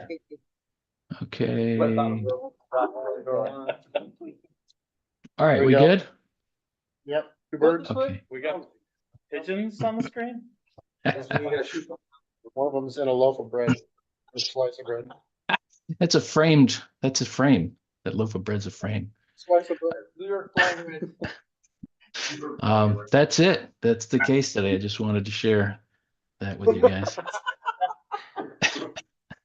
I love these birds. They have made an appearance in a few of my case studies. So, backstory, like I said, it was towed to the dealership. They condemned the injector driver box. She towed it to us because in her mind, she wanted a second opinion because they quoted her a pretty large price to do this job. And it was not, according to them, not covered by warranty. So here, if you look on the left, it's kind of a screenshot of her text with them that she sent us. And at the bottom here, your claim was declined by your extended warranty. This part is not listed for coverage. The cost of repair is $4,000. So on the right-hand side, I brought this up because, we hear that all the time. That's outrageous. People compared to what, right? A lot of the times people they just really don't know what goes into providing a quality repair. But I will say in this case, it was definitely out of what I would consider a normal range. And this is, we did at one point put an estimate together for this, and this is the price that we came up with for a genuine injector driver box installed and everything. So not that this matters, but that was the reason she brought it to us, is for a second opinion, and because for the fact that it wasn't covered by warranty and it was a pretty large expense. So first step is obviously being able to duplicate it. It does run, but it doesn't have, it is reduced power. It's pretty sluggish feeling, and the check engine light is obviously on. So we retrieved fault codes, and I love Autel's 919 and Ultra series scan tools for these topologies. But I was just thinking, Rich, you had the option for topology. I guess the 909 does it too, doesn't it? But you also have the option for list, which has always been there. I like the topology. I like the fact that we have that available, but for classes or case studies, it probably is easier to use the list because you can actually, you're not forced to kind of figure out what these acronyms are. But either way, over to the right are the codes that we did pull. System 2 lane bank 1, system 2 lane bank 2, random multiple cylinder misfire detected, misfire 2, 3, 6, trigger spill valve circuit open, and then system 2 lean at idle bank 1 and system 2 lean at idle bank 2. So, I mean, again, we're amongst, present company considered. You guys are totally figuring out, this process already as we just discussed these codes. But for someone that's a little less experienced, you get a lot of codes like this and it can be a little bit overwhelming. But as what I like to do is I think it happens just naturally now, for diagnostic technicians that have been doing that for a while, but just start thinking right away. Well, can my lean condition cause misfires? Yeah. Can my misfires cause lean conditions? Yeah, maybe. Can my lean conditions cause a trigger spill valve circuit open fault? Can my misfires cause that fault code? Can that fault code cause misfires and a lean condition? So you start picking through, and obviously at this point, that PO 627 trigger spill valve circuit open fault code is kind of looking like the diagnostic, that's going to give us the diagnostic direction. That's going to be priority for us. That's what we're going to start looking into. We're sitting in the front seat because Rich has told us so many times to just stay there for a while. And that's what we do. We got some screenshots of some data. So I'm going to show you guys 3 screenshots of data that we recovered in the vehicle, in the comfort of the AC with the vehicle running. And I'd like you guys to kind of, as we scroll through these, just make a mental note of what you're seeing here. So this is the first screenshot. And we'll come back and talk about them in a minute. Second screenshot.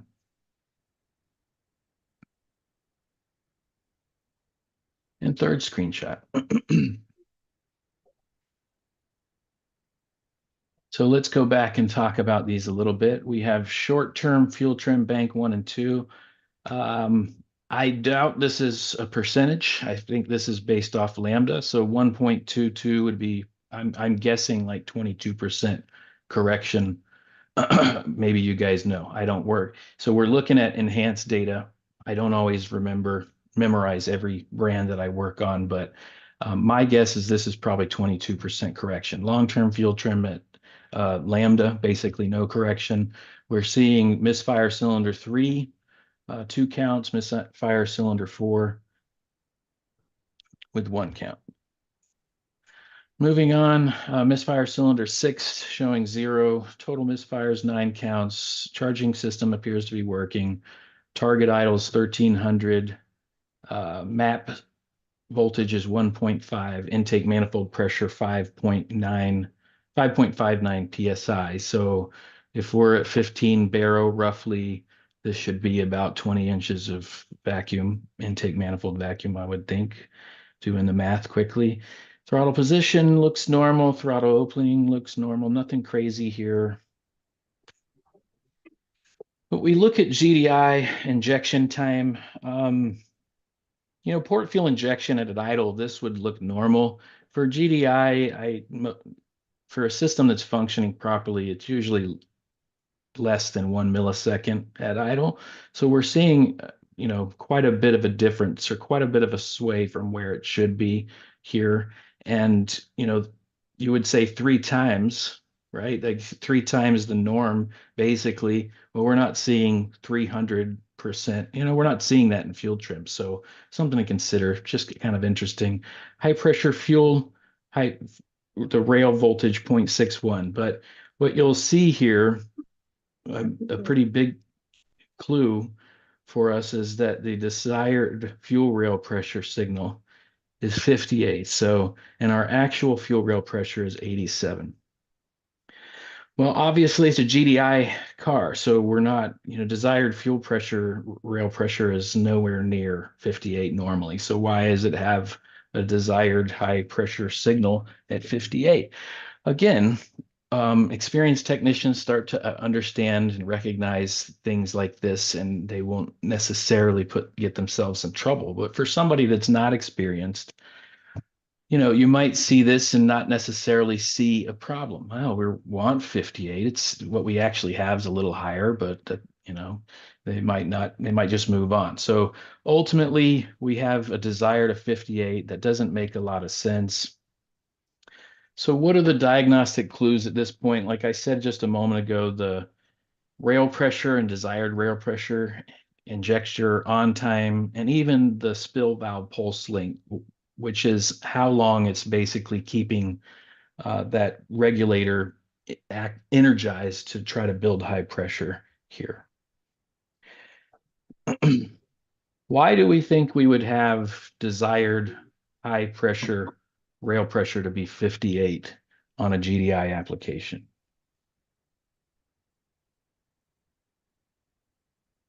Don't make no sense. Bueller. It's definitely odd. Yeah, it doesn't make any sense.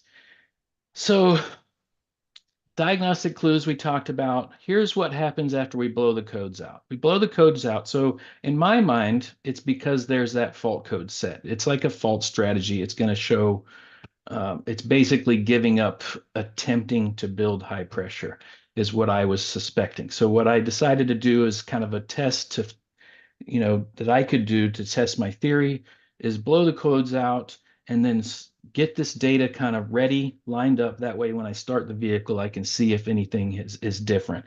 And so that's what I did. And you can see now that desired rail pressure is 1,000 PSI, which makes more sense. So that tells us, again, it kind of reaffirms that the low desired rail pressure that we saw a moment ago is most likely the PCM or ECM seeing a fault and then basically giving up, attempting to build high pressure. So I think, the spill valve concept, we go back to the codes,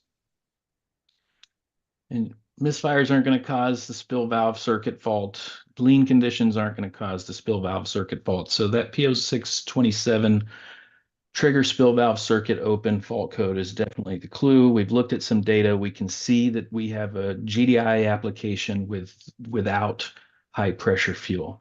So I think it's safe to say that we can kind of investigate this code and it'll probably get us in a pretty good diagnostic direction. So I also, we just cleared the codes so that we could see if the data changed. We saw that it did, but it doesn't take but a few seconds for that PID to go back to a desired of like 58 PSI. So the code does come back and you'll back out of the data and look at the code and the code's there. So it does come back pretty much immediately after clearing it. So when you look at this DTC, and that's part of the research, right? We look at this DTC and we can see one of the first steps is basically determining whether or not the code is active. And I can say it safely that it is. So it tells us not that we blindly follow service information, but for me, I've worked on enough GDI applications. I do know this one's a little bit different because the ECM doesn't necessarily have direct control of the injectors or the high pressure fuel pump regulation.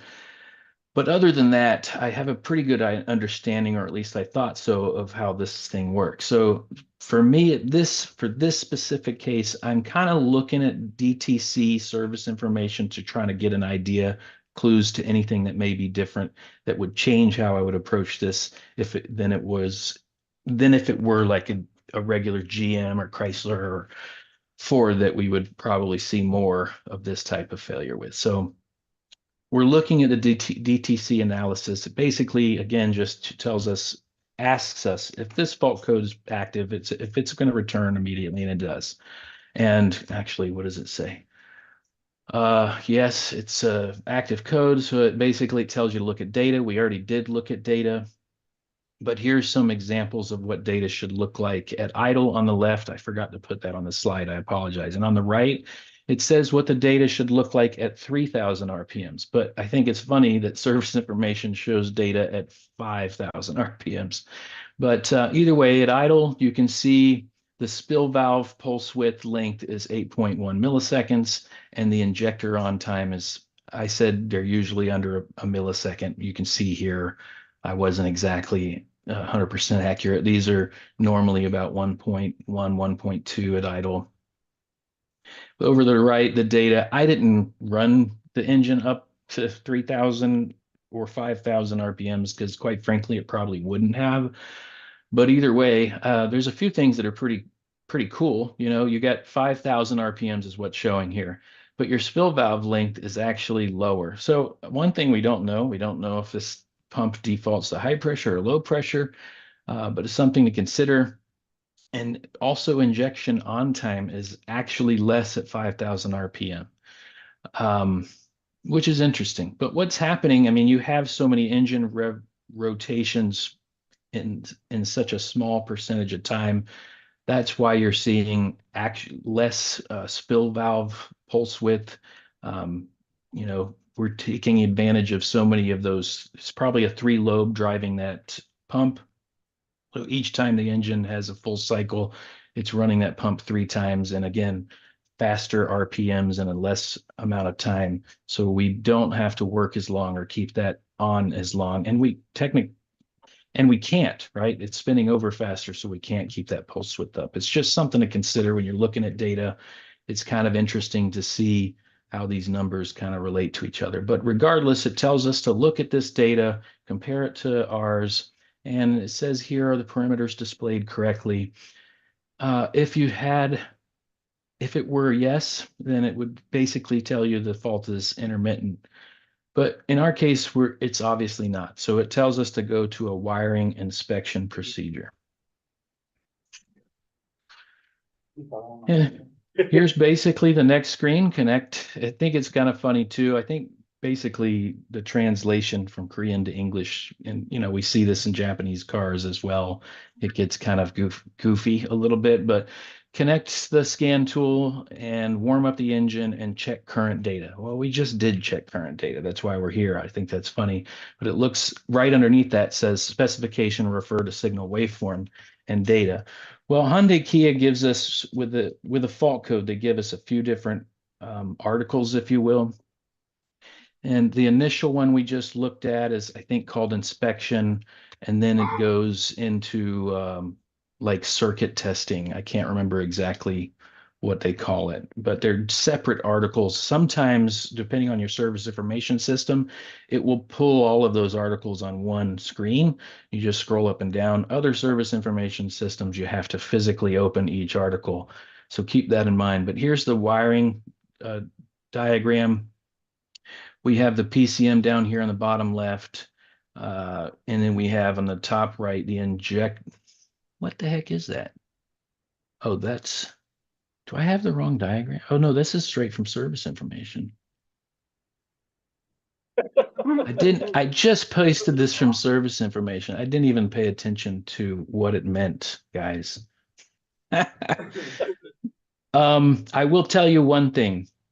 The injector driver box, you have in our case, a spill valve or the regulator for the high pressure system, fuel system. You have an injector driver box, which again, Hyundai Kia will do. I'm sure other manufacturers will do it as well. But the domestic and other Asians that I'm used to have direct control from the ECM. And then you have the ECM. Well, the ECM or PCM is going to be the module that really controls it. It just doesn't have direct control. So it's going to tell the injector driver box how to control the injectors in a high pressure pump. There's an assumption that I made pretty early on that information between the PCM and the injector driver box was shared via data network. So that's something to think about as we move on. So if you'll recall back here, it says refer to signal waveform and data. Ultimately, what they're showing you here is here's a diagram. They don't tell you where to test at all. They just say, here's a diagram, check current data, refer to the signal waveform that they give us. So they do give us a signal waveform. It's over on the left-hand side. There's another clue here that I missed, and we'll come back to in a moment. But over to the right is what I believe they're asking me to look at. They're asking me to look at the control circuits to the high pressure fuel pump. And so I scope the high side control in the yellow trace, low side control in the green trace, and then I tried to, I put a current probe on there to see if there's any current flowing through the circuit. And you can see at this point that we don't. So here's an interesting thing to consider. In my mind, this fault code is saying that I have a circuit fault between the injector driver box and the high pressure fuel pump regulator. I don't, I mean, I guess I could tell you, I verified at this point, this is at when I scoped, it was at the regulator, but I did verify that it's the same at the injector driver box. And I also did check power and grounds at the injector driver box. We're getting a little bit ahead of ourselves, but I wanted to mention that because I believe that this code means there's a circuit fault in the controls for that regulator. Well, I'm not technically seeing evidence of a circuit fault. So you have to ask yourself, like, obviously this ECM gives up even trying after a few seconds when it sees this fault and flags the DTC. Well, if I'm not seeing what I think is a circuit fault, then is there something the ECM's not happy with that I'm not aware of? So I'm starting to think, well, maybe the resistance is not what it should be. And, even though I scoped those circuits and never saw even an attempt of any activity, and that's something to consider as well, because this is so common, having default strategies when there's a fault occurring for the control module to go into some kind of protection default strategy. So it's very common for us to see that happen nowadays. So what I generally do is make sure that my scope leads, if I'm going to scope all the things, that my scope leads and my scope is running as soon as I cycle that key, so that I can see generally if there's going to be, again, in this case, I would clear the code and then cycle the key.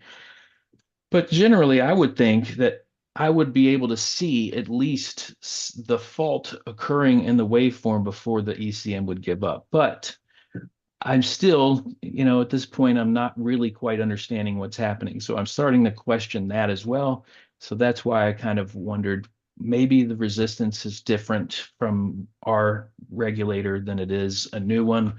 There was no documentation that I could find to tell me what the resistance value or what the expected current value. These are pulse width modulated, so I don't even know if they could necessarily give me a spec with current, but they certainly oftentimes do resistance, right? But I couldn't find one, so we just ordered a genuine or an OEM part and kind of compared. So the new OEM one was 1.26 ohms, and the one on the vehicle was 1.5 ohms, and I have no image available. And that's just my goofy way of, making sure you guys understand how terrible I am at documenting sometimes. But if you look at the left, they do give us that kind of waveform to go off of. Well, I forgot what my point was here, but I think after this point or before this point, I can't recall, but we did, like I said, check to make sure that this waveform or the circuit is the same at the injector driver box, which is in the driver's side, under the driver's side dash. And we also checked power and grounds at the injector driver box. So when I called the customer, because I just happened to know her, I explained the situation. In my mind, this is a control circuit fault between the injector driver box and the fuel pressure regulator.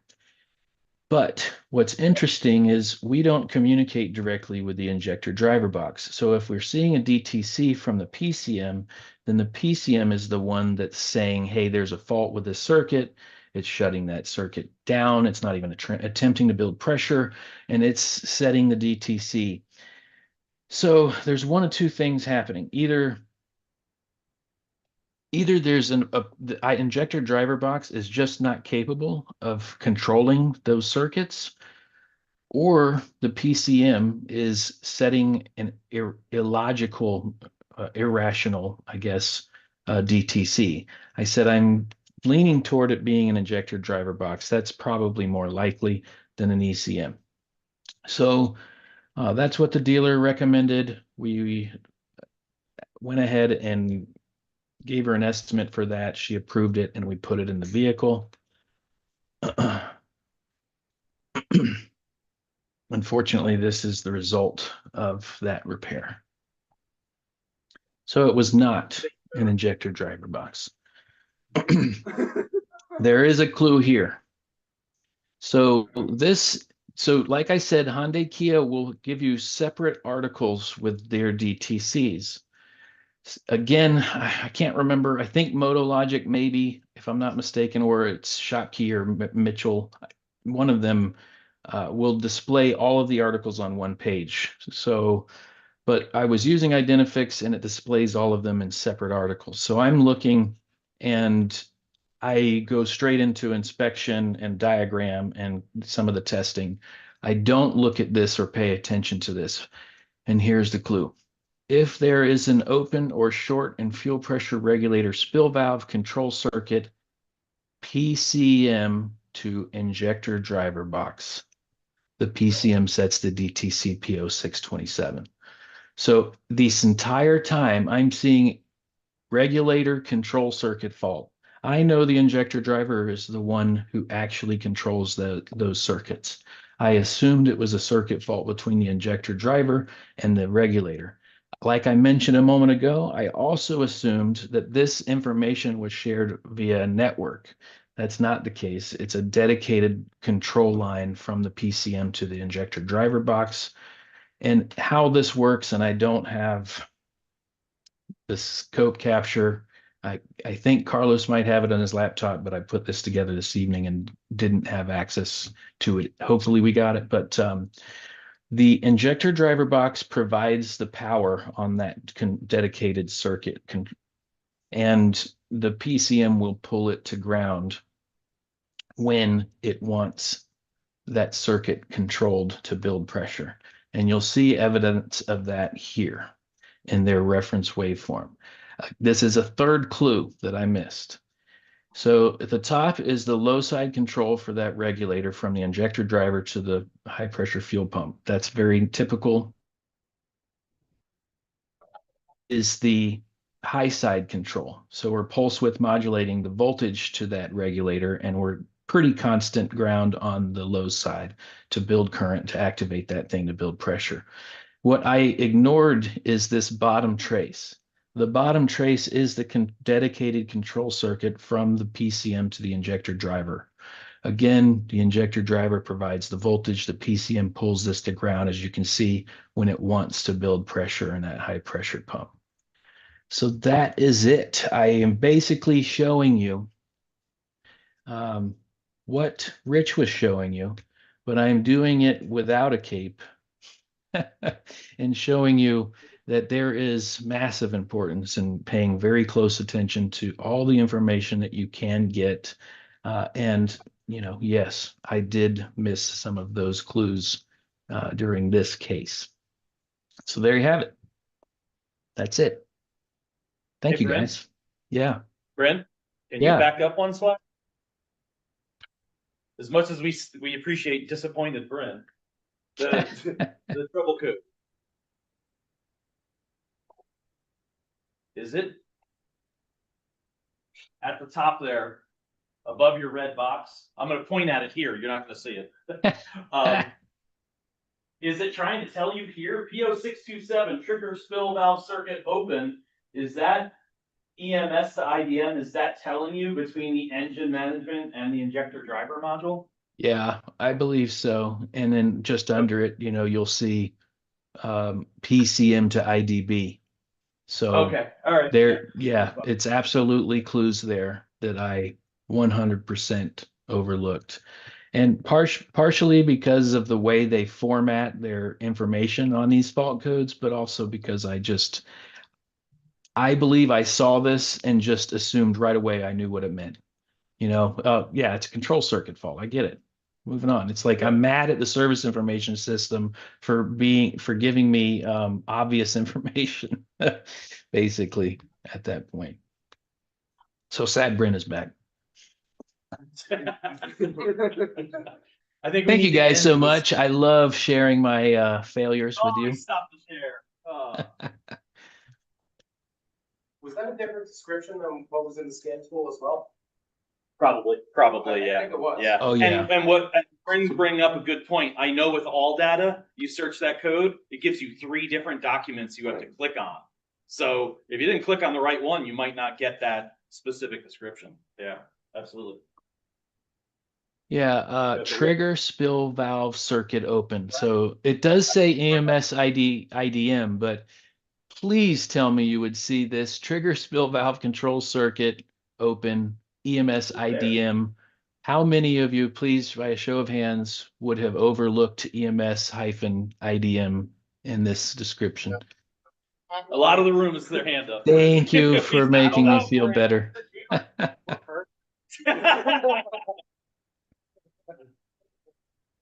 that where your hair was? Okay, did I stop sharing? Right? Yeah, yeah. Okay, again, I really enjoy sharing my failures with you guys. Hopefully you learn something from it so you don't fail like me.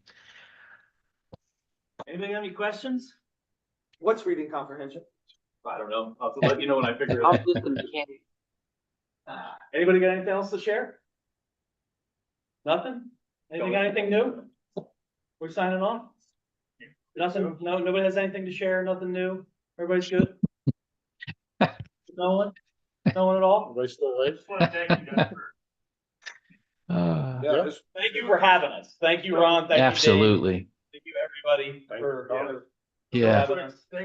Thank you, WorldPac, for having the trainers here to do this thing, Yeah. trained by techs, because WorldPac made it happen. Thank you. Oh yeah, yes. WorldPac, Keith Oh, man. DeFazio. Really That guy's a appreciate weirdo. Thank you for everybody who's in the room. I appreciate you putting up with us. Oh yeah, man, it's late there, huh? Dang. Our wins and failures helped you a little bit. But I think that's it. I think we need to sign Sorry if I off. was offended. If I offended anybody. Yeah, Brent's down in Florida, so, you know. My name. Hell, you appreciate that. That's not a background. That's really where you live. That's really. That's- Yeah. Yeah, we're in a different time zone too, right? Not yet, I don't think. All right, guys. Hey, good night. Signing Thank off. you guys. Thank you, Have a everybody. good time. San Diego. Thank you, beautiful Santiago. Yeah, we're gonna go with that. Well, vagina.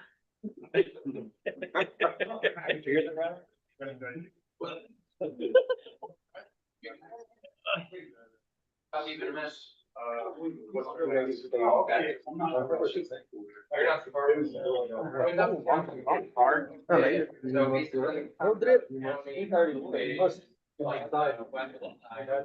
Did you make it to the smoke? No, I don't think they went tonight. Hopefully. Yeah, I'm like. Hopefully they didn't go.